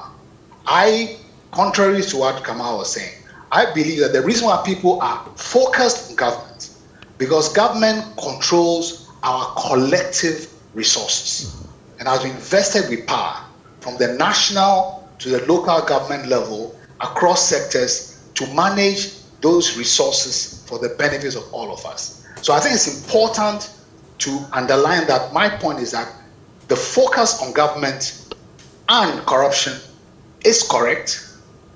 So not to say that I'm saying that somehow all of us, are accountable, because I don't manage any budget. Focus on public corruption. Doc, thanks for bringing us to that perspective, because the reality is that these examples are given, they are not perceived. Yeah. It's not a case of someone sleeping and waking up and wanting to accuse another person. We are not seeing the kind of actions that give confidence that the president and his administration are walking the talk. The Attorney General is prosecuting Collins Dowda. Very well. But yet the PPA boss, Mr. AJ, is not in the wings. And I've asked a simple question again. We are all aware that the PPA boss matter was referred to the special prosecutor. Is that correct? Supposed to have been, okay, I think it's supposed to be on investigation as we speak right now. Then I ask you a simple question: whether the matters you have raised have been brought to an end, case closed, finish. As far as I know, Mr. Charles Bisu is still going about his normal duties. And of course, that does not mean that investigation. Why? Even within our legal balance, why people commit crimes to the extent that even those days we were still that in court you don't even have bail for murder cases. Today, Somebody went to Supreme Court and then made sure that a judgment was secured to say that every single crime in this country is bailable. Is that not so? So the point that VCU is working out does not mean that the matter under investigation has been brought to an end. That's not what it means. And you see, crime is not an expiry, it's not ideal milk where you can have expiry date on it. You know that. So the point I want to make is, let us not create an impression out there that if A, B, C, D has been done, because I want to just see the person put into prison without recourse to Article 19, which gives you procedure and declares each and every one innocent until proven guilty, then let us chastise and let us go out there and then finish the people and move on. Yes, I'll be happy to see pragmatic steps taken, concrete steps taken towards the fight against corruption, because it is a bigger problem for all of us. And I'll be very happy about it. The rhetorics within that area must be avoided completely. That I agree. You get what I mean? But the point is, in that same vein, we do not sit down to say that, look, the fact that A has happened and B has happened, for that matter, holistically, let us chastise the government of Nana Addo Dankwa Akufo-Addo and then go sit down. Why? Yesterday, John Dramani Mahama was the president. Before him, there were other presidents. We are building a nation and coming forward. CSOs are out there and they are talking and it's good. Media is out there and they're supposed to be the fourth estate of the realm and of course keep us in check and it's good. Other institutions that are supposed to be built to help us get the fight of corruption put on the banner is also good. Like for example, the SP. If we have gone through all this, gradually we're moving. But you see, we cannot throw our hands in despair. And then of course, out of the blue, say, because this has happened, oh, it means that we cannot fight corruption. I think that is a very bad I don't think it's a case of we cannot fight corruption. No, we are fighting it. The perception is that there is no political will in this current administration to fight corruption. Let me bring in Dr. There will not be political will when we sit down and say that, look, let's put in place institutions that will make corruption a high risk, if you like, adventure to all of us. Then we do that, we go to parliament, we put them together, and then we ensure that matters are referred to them and investigated. What we ought to be doing now is to push such institutions to ensure that if a matter is brought before you, expedite action on them. Okay, so I'll hold you there. Dr. Asante, I know that at the time that Mr. Domelevu was pushed out of office, you were quite vocal about that. Kamaldeen talks about having systems in place and having the organizations do what they are supposed to do. So yes, we have the Office of the Special Prosecutor, you have the Attorney General's Office, you have SHRAJ, for instance, and all of that. I mean, are we just picking at the surface, or this is really just about political will? Thank you, and good morning to everybody, to your viewers. First of all, let me just reiterate something that for me, corruption is an existential threat to our democracy, our very young democracy, to our institutions. And there's a lot of things that have happened in the last couple of years that has even weakened the structures for fighting corruption. And you know, I sometimes, you know, I shouldn't say I struggle. I can understand where political actors come from when you know, when you are in power, you see things differently. But if we don't tackle corruption, we really risk a lot of things, and things that people have fought for many years to sort of restore this democracy and try to build institutions that would deliver on the development process, you know, for the welfare of many Ghanaians. So it's the kind of reason why we get agitated and we speak, you know, with passion about corruption. A number of disagreements I have. Let me say I, because I think I have with the president, and I've had the opportunity at least twice to sit across the table and discuss these issues. And I think we have some fundamental disagreements about how he perceives issues of corruption. One of them, and if you read the president's defense of his commitment to the anti-corruption fight, it's around a couple of issues: investment in the institutions, investigative bodies, prosecutorial bodies, and so on. The very same things that Kamal is referring to. He's talked about how he's resourced the Auditor General, resourced the Attorney General, Shraj, and others, and so on. He talked about savings that were made through the procurement, some reforms around the procurement processes. He's talked about the need to follow due process and so on. And every time, and this is the same defense that he has made since he made that statement. I think I was a Ghana Bar Association. Yeah, Ghana Bar Association. After the ABAJ Yes. matter. Right. And I think that it's not enough. The chapter the naval base. Yeah, it's not enough because you see, the outcomes don't match the investment. So at the minimum, if you are putting money in something or you're pushing resources in something and you are not seeing the outcomes, the first thing, just from a public policy perspective, is to ask yourself, am I wasting my resources? Maybe it's not directed to to the right places. And why are we saying that? Look at the perception index over the last 10 years. The picture is one of stagnation. You maybe just make a notch up, you fall. You make a notch up, you fall. But we've not hit the pass mark ever for the last 10 years. Even before that, we've not hit it as a country. So when you want to measure whether or not, just from a perception point of view, the Afrobarometer surveys in terms of ranking of corruption, and these are ranking of perceived corruption of even the institutions that are mandated to fight corruption. Mm-hmm. So how are we even supposed to get there? So, and that has not changed. If you look at the Auditor General's report across, it has not changed. All right? So the outcomes don't match the investment. So at the minimum, we should ask questions. Is it that we are doing it wrong?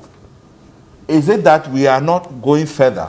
If you have given people money, resources, and they are not producing the outcome, shouldn't you decide, okay, well, maybe you are not the right man for the job. Maybe we need to change something else. We are not getting that kind of conversation. Because if at the end of Nana Akufo-Addo's government, he says, my achievement is that I resourced the anti-corruption institutions, and yet every indices tells us that our corruption fight is stagnated, what's the legacy? So for me, that is where I have a problem with the president. The second is that every time we had discussions around corruption, the where I sit, the perception I get from, or what I perceive from hearing the president is that unless you are caught with money, stuffing money in your pocket, in the eyes of the president, that's not corruption.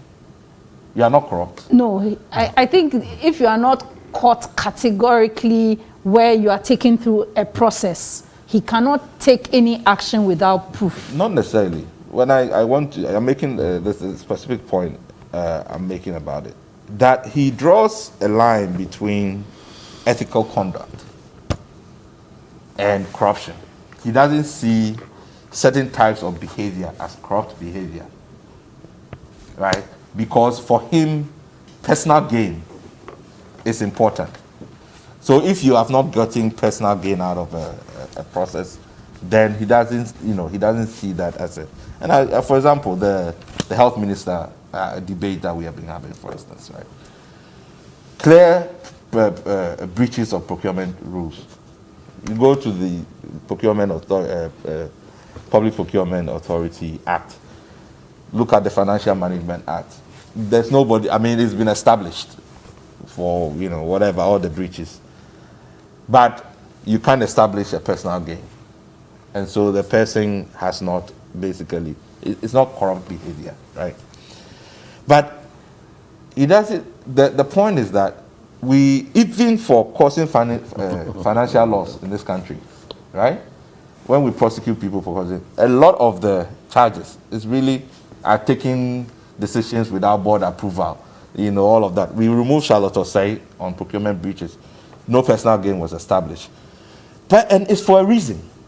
Because the starting point of corrupt behavior is conflict of interest, nepotism, influence peddling, and then if you're able to establish something in terms of whether the person, like in the ABNJ's case, for instance, where there's clear evidence that he has profited from his transactions, and we are yet to see, any action taken on that, right? Then, if you don't recognize how important it is to deal with that as a signal that this kind of behavior is not allowed, then it creates more perception that, if this is allowed, then if I'm at a district, I'm a DCE at the district, I can also do the same. And that is a fundamental problem I have. With what we are seeing with now. what we are seeing. And Doc, just 1 second. I want Doctor. Sure. Just want clarity. Doc, 1 second. On the ABAJ matter, has it been brought to closure? But I have a problem also with that. It hasn't because been brought to closure. One of the projects that we support is the Corruption Watch. Yeah. Since 2017, even cases that were pending before that, the A.B. Crensil case in the Standard Authority, that case was worked on even before the MPP came into power. From that time, Yoko has investigated that case for forever. It's still investigating. It's still investigating to the point that the Auditor General has gone back, to cite that issue, And you have many cases where it never is brought to a closure. Sure. The reason why Corruption Watch was actually brought was because if you take, we never close cases. It was a way to kind of track and follow the cases. Because we never close cases. And this has been the culture. So everywhere you go, we are investigating. But that is part of that. If you want to fight corruption, you have to even close. that, absolutely, there has to be some targets. Okay. Edward, I'll come to you, but I just want to pick Dr. Graham's thoughts on some interesting things that Dr. Asante has raised. It seems our systems have suffered some weakness. Then there seems to be this dichotomy between what is ethical conduct and what is, corruption. There seems to be a lack of fairness, though, and that then also has created a certain free-for-all. Do you think that may be the case? I mean, in general, because of the culture around power, that when you have power, it gives you a certain freedom, to engage in acts of patronage and allocation of resources. You may not benefit directly, as could you explain, but you create a culture where basically you are using power, in ways which are inappropriate. Because this is a corruption thing. He makes an important point about it's not necessarily about personal gain. So let me take some examples about how, when it comes to, let's say, even decisions about where public resources will be spent. You go to certain parts of Accra, neighborhoods where some people in power live.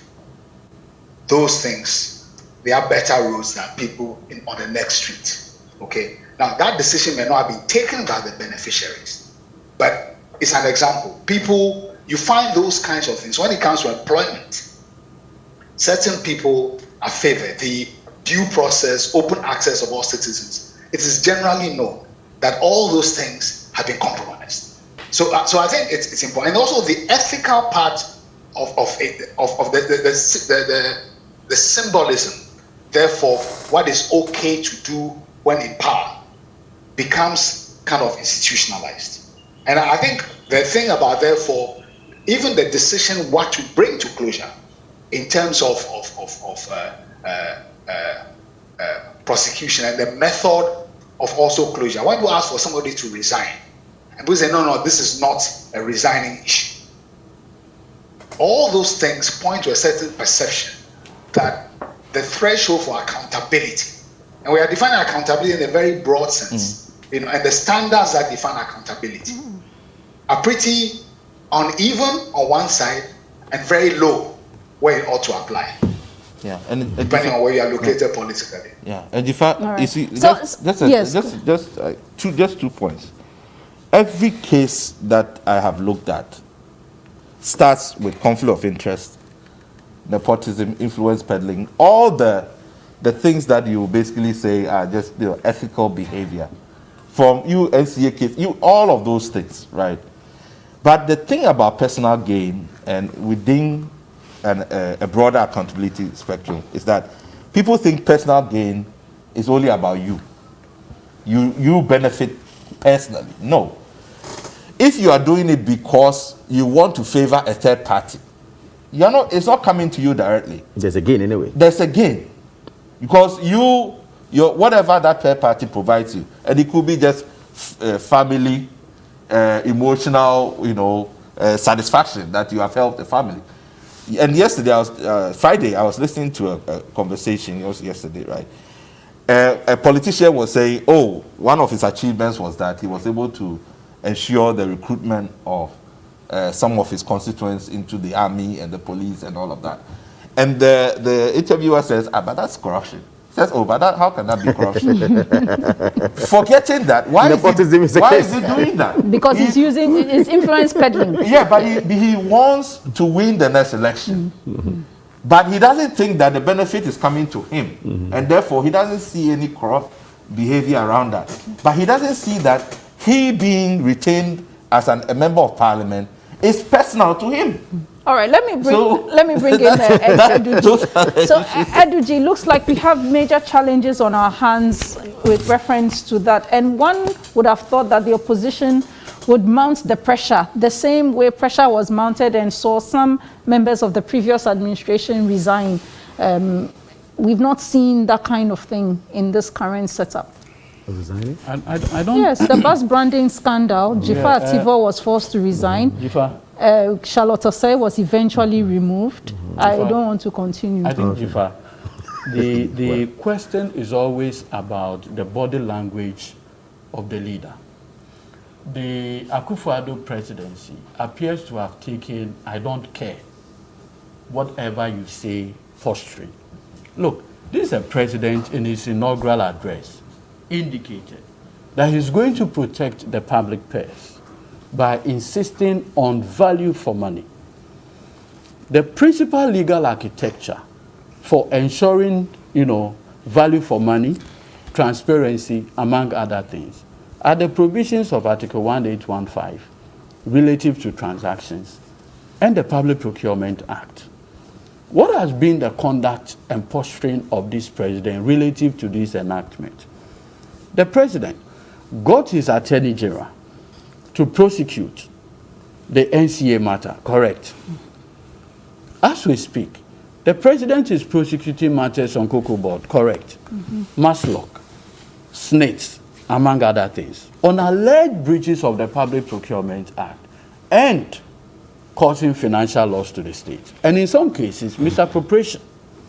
And a lot of them all happen to be NDC appointees. No, all of them NDC appointees. In the past 4 years of the Akufo-Addo presidency, a lot of procurement infractions have happened.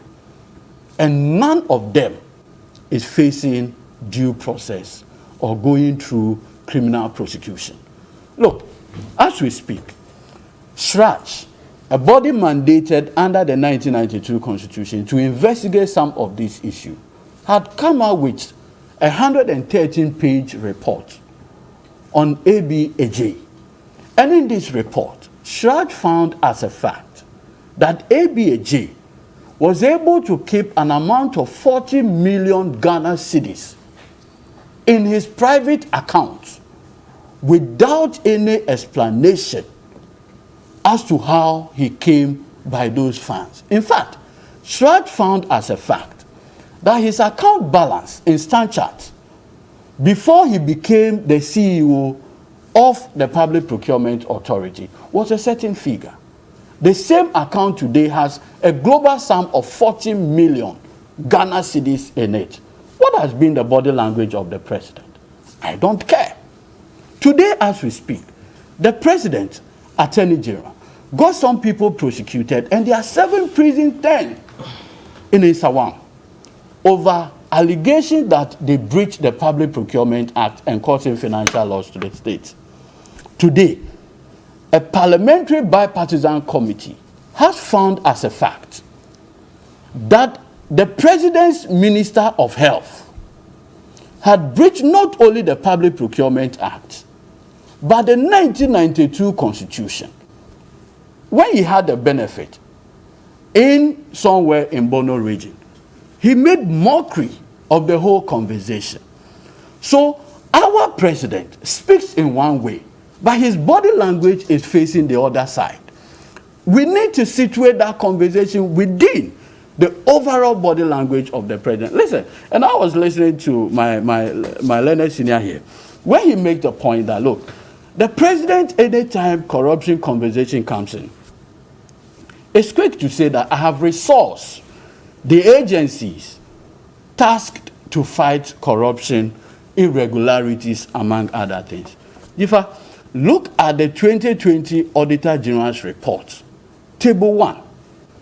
The Auditor General had found, as a fact, that the global sum of irregularities committed as of December 2016 is about 700 million Ghana cedis. Now listen, by December 2020, the amount of irregularities is now 12 billion Ghana cedis. And now this president has the temerity to talk about fighting corruption. So we need to have the conviction, even in terms of value. The level of irregularity, having resolved this organization, is now 12 billion Ghana cedi from 700 million. And you say you are fighting corruption. It is either the president is unaware or the country is on autopilot. Either way. Or it is also possible that public officers are not doing their job. No, have you thought about that? But you see, because ultimately they carry that responsibility. Let me give you a classic example. So whether public 30 seconds, then we'll take whether a break. public officers are in fact doing this. Look, when the president, in the famous Sputnik V conversation, when it came up, the president had an opportunity to say that I, Akufo-Addo, having gotten my attorney general to prosecute and put people in prison for breaching the Procurement Act, if there's evidence that my minister had breached the Procurement Act, what did the president do? He rather made it a laughing matter. Now, so if you have a president... You pity yourself. I don't know, but... If you have a president whose body language suggests that he's not willing, classic example, Dom Levo. I mean, you've given my co-panelist some time. I was going to come back to you. But look at Dom Levo's scenario, right? He is the Auditor General.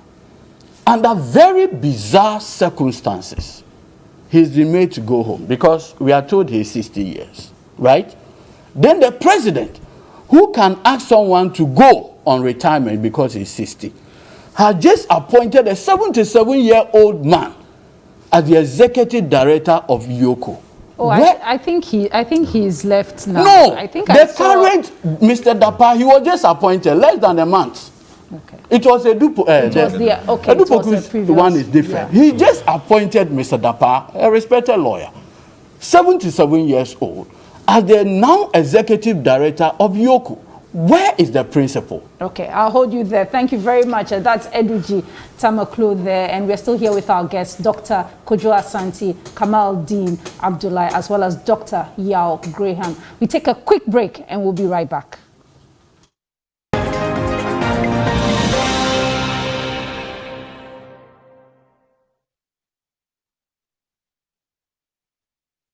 Take them quickly and then we'll speak to Dr. Yao Graham. This one from Benjamin says, fighting corruption under the Akufo-Addo government is a partisan parochial pursuit rather than the real corruption cancer that has bedeviled our economy. His fight has been to act to suit his team. This president has disappointed us. This one from Abdul in Agona Nyakrum says, I don't think this current government is ready to fight this canker, because everything indicates that government has already lost the fight. If government means business, then the Akufo-Addo administration should start with the prosecution of their own appointees who themselves have engaged in corrupt practices. And a final one from Koshi. The leadership style is the most important element in fighting corruption. If subordinates can sense a radiance of abhorrence for corruption around leadership, they will be quickly whipped in line. No amount of policing can prevent corruption. The most effective antidote to corruption is a construct of a culture against it. Dr. Graham, I'll come to you and I'll take these as your final points. The Akufo-Addo government has 3 years left of its mandate, because really the year will soon be over. Is there an opportunity to turn things around quickly? I mean, three years is a long time for a government to build, a legacy. So it can, but the discussion that we are having points to both limitations of his construction of what amounts to corruption, to his understanding of the processes of fighting corruption. You see, because I mean, the thing about resourcing institutions and so on, I mean, that is all very true. But from what has been said by people not only on this program but elsewhere, I mean, what a leader does is important. Because if you take the view that these things are delegated to certain institutions to do, it's bureaucratic, it's legalistic, and I mean, if you take an example, President Mills had a reputation as a personally clean person and so on and so forth. I mean, contrary to what our NDC friends like to say, I think that Mills was a very poor national leader. And even as he had this posture all around him, many things were going wrong, and ultimately he had to be accountable. You come back to President Akufo-Addo. You have a situation where if there is a consensus in a ruling group about, as it were, what the benefits and perquisites of power, whether it is to get people from your hometown taken into the military, whether it's to build the roads in your village, whether it is to divert business from particular private sector actors to businesses concerned with you. There are many things that become a perception of what is okay to do. Because there's a point made about, for example, public servants not doing their work.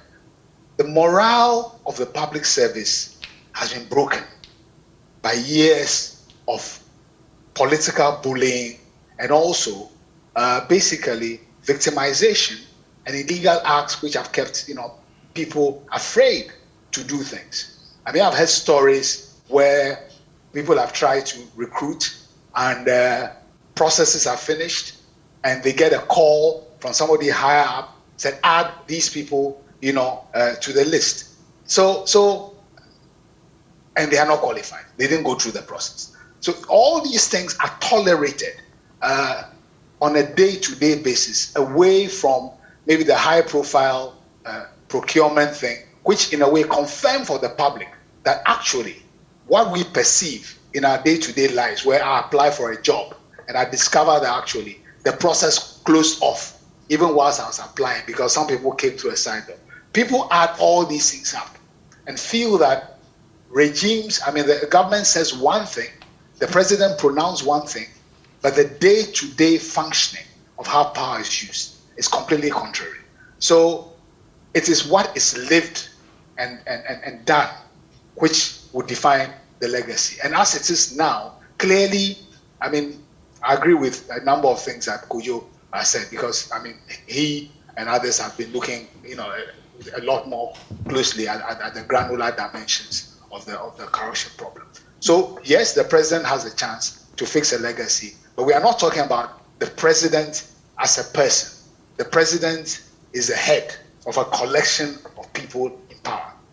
Is that collection of people ready suddenly to radically change course, where instead of government being a business opportunity, government becomes an opportunity to let the Ghanaian people feel that actually elections give us accountable government, not elections give us people who see an opportunity for themselves and their associates. That, I think, is the incline that the president, has to get to the top of and to be able to build a legacy. And it's a very steep incline.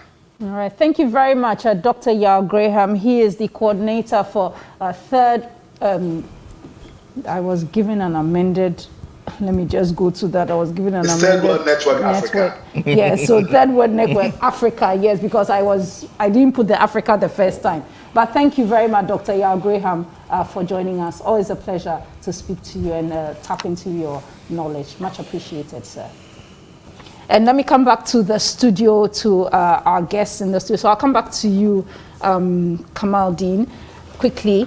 So Dr. Graham has pointed out what could be a legacy, but there's also the issue of what Edruji raised about the procurement malfeasance that is very evident in the Auditor General's report. We need to bring this to an end some way, somehow. Yeah.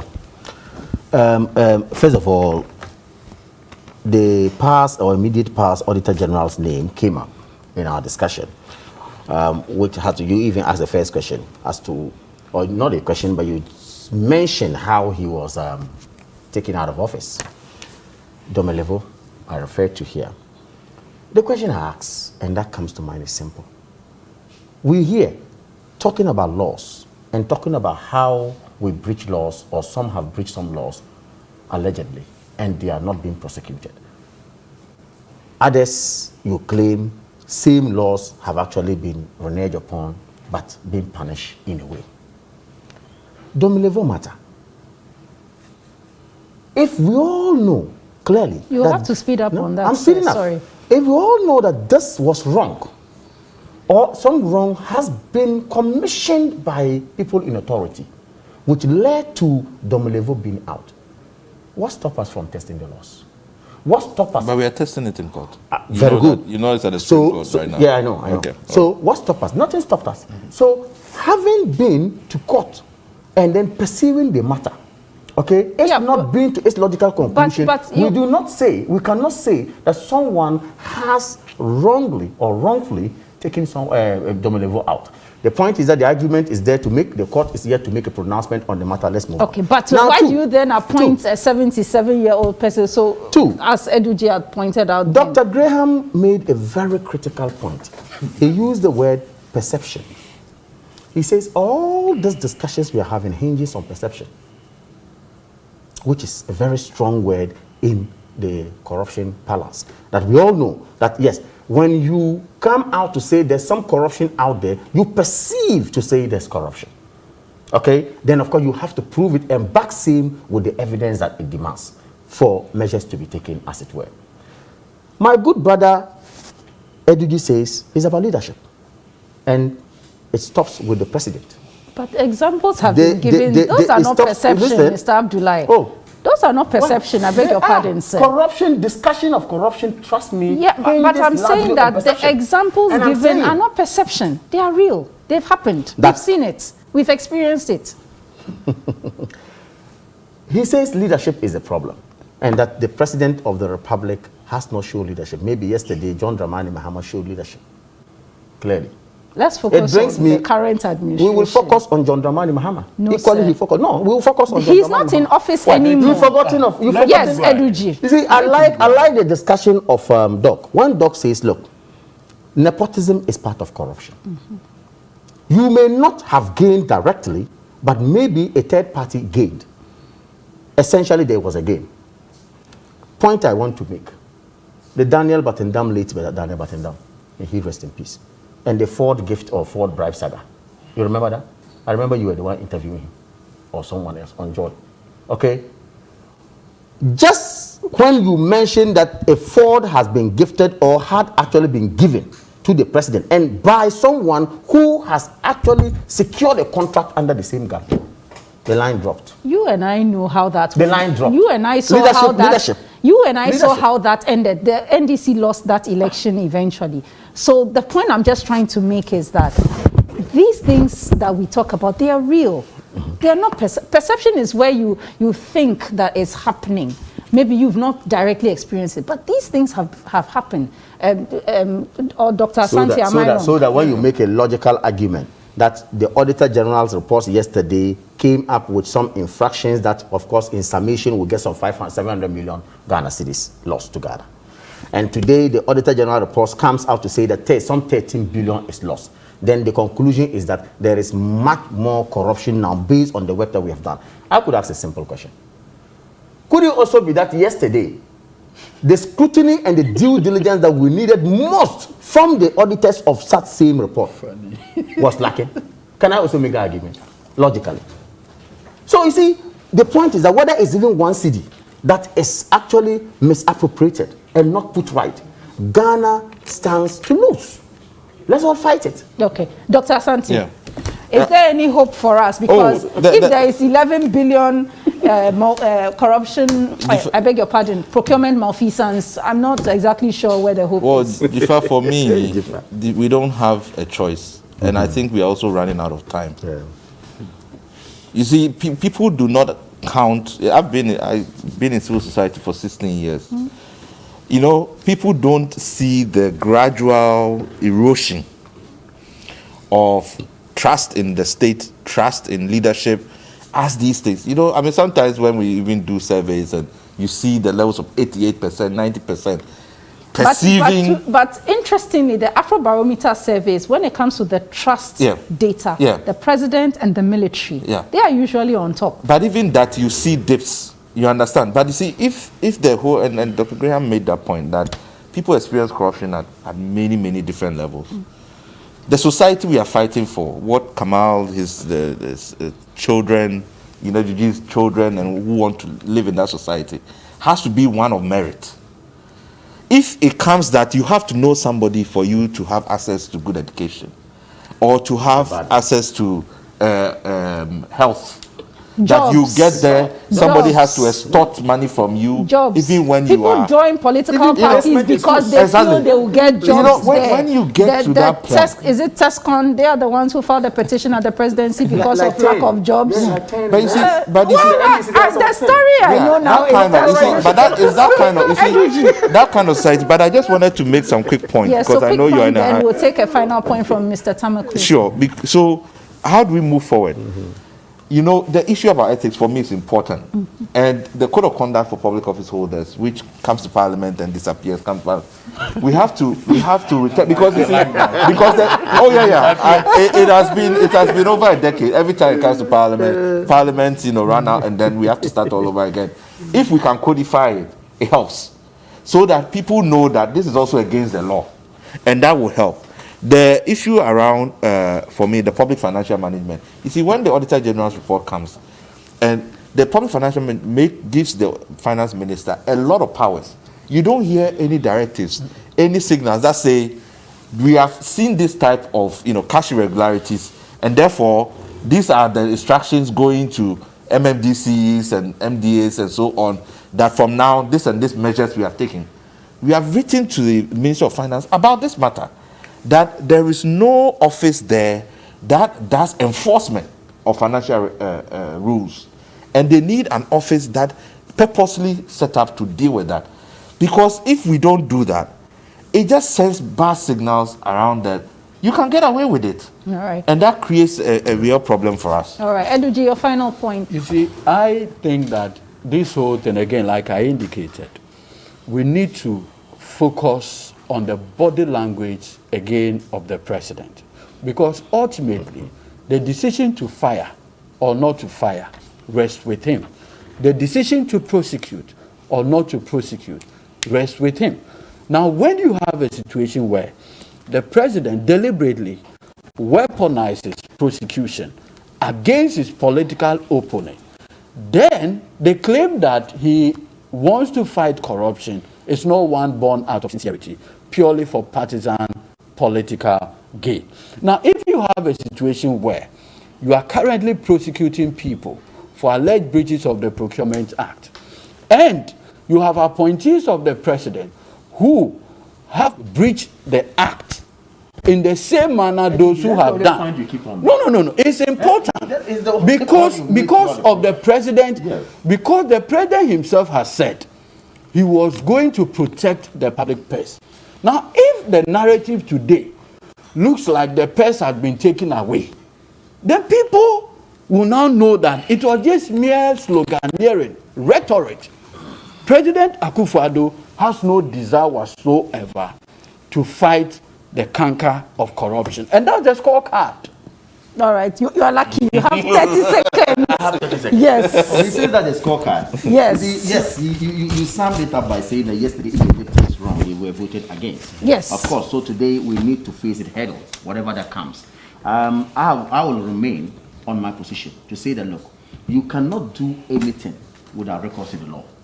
Let's ensure that it moves on. He talked about procurement breaches and all that. I agree with him perfectly. And of course, even Ajimaminu himself did not say that, look, we did not breach procurement laws. He himself admitted to it. So why is it not being prosecuted? The reason doesn't matter. So the honorable, so you do the honorable thing. They leave office. When Jifa Ativo backdated the bus branding contract, she eventually left office. Charlotte Osei was taken on. She was exited. Are quite different. No, it's the same breaches of the Procurement Act. I'm not saying there's no breach of the law. There is. No, look, an independent constitutional body like EC, each chairperson that has security of tenure can be removed on the sole basis of breaches of the Procurement Act by President Akufo-Addo. Listen, it does not lie in your mouth in the face of evidence to continue. It is not a question of morality. Okay, so gentlemen, I'll bring that to an end. So why did you remove Charlotte Osei? Thank you very much, gentlemen. And the program is the Key Points. And thank you very much for joining us on today's edition. My guests have been Dr. Yao Graham of the Third World Network Africa. Also, Dr. Kojo Asante, Director for Policy Advocacy at CDD Ghana. Also, Edwin Tamaklo, NDC Legal Team Member, and Kamaldeen Abdullahi, NPP Deputy Communications Director. I want to say thanks to all of you for sticking with us over the last 3 hours. My name is Jifa Bampo. Up next is Warm Up Plus. Have a wonderful weekend. Join us again next Saturday.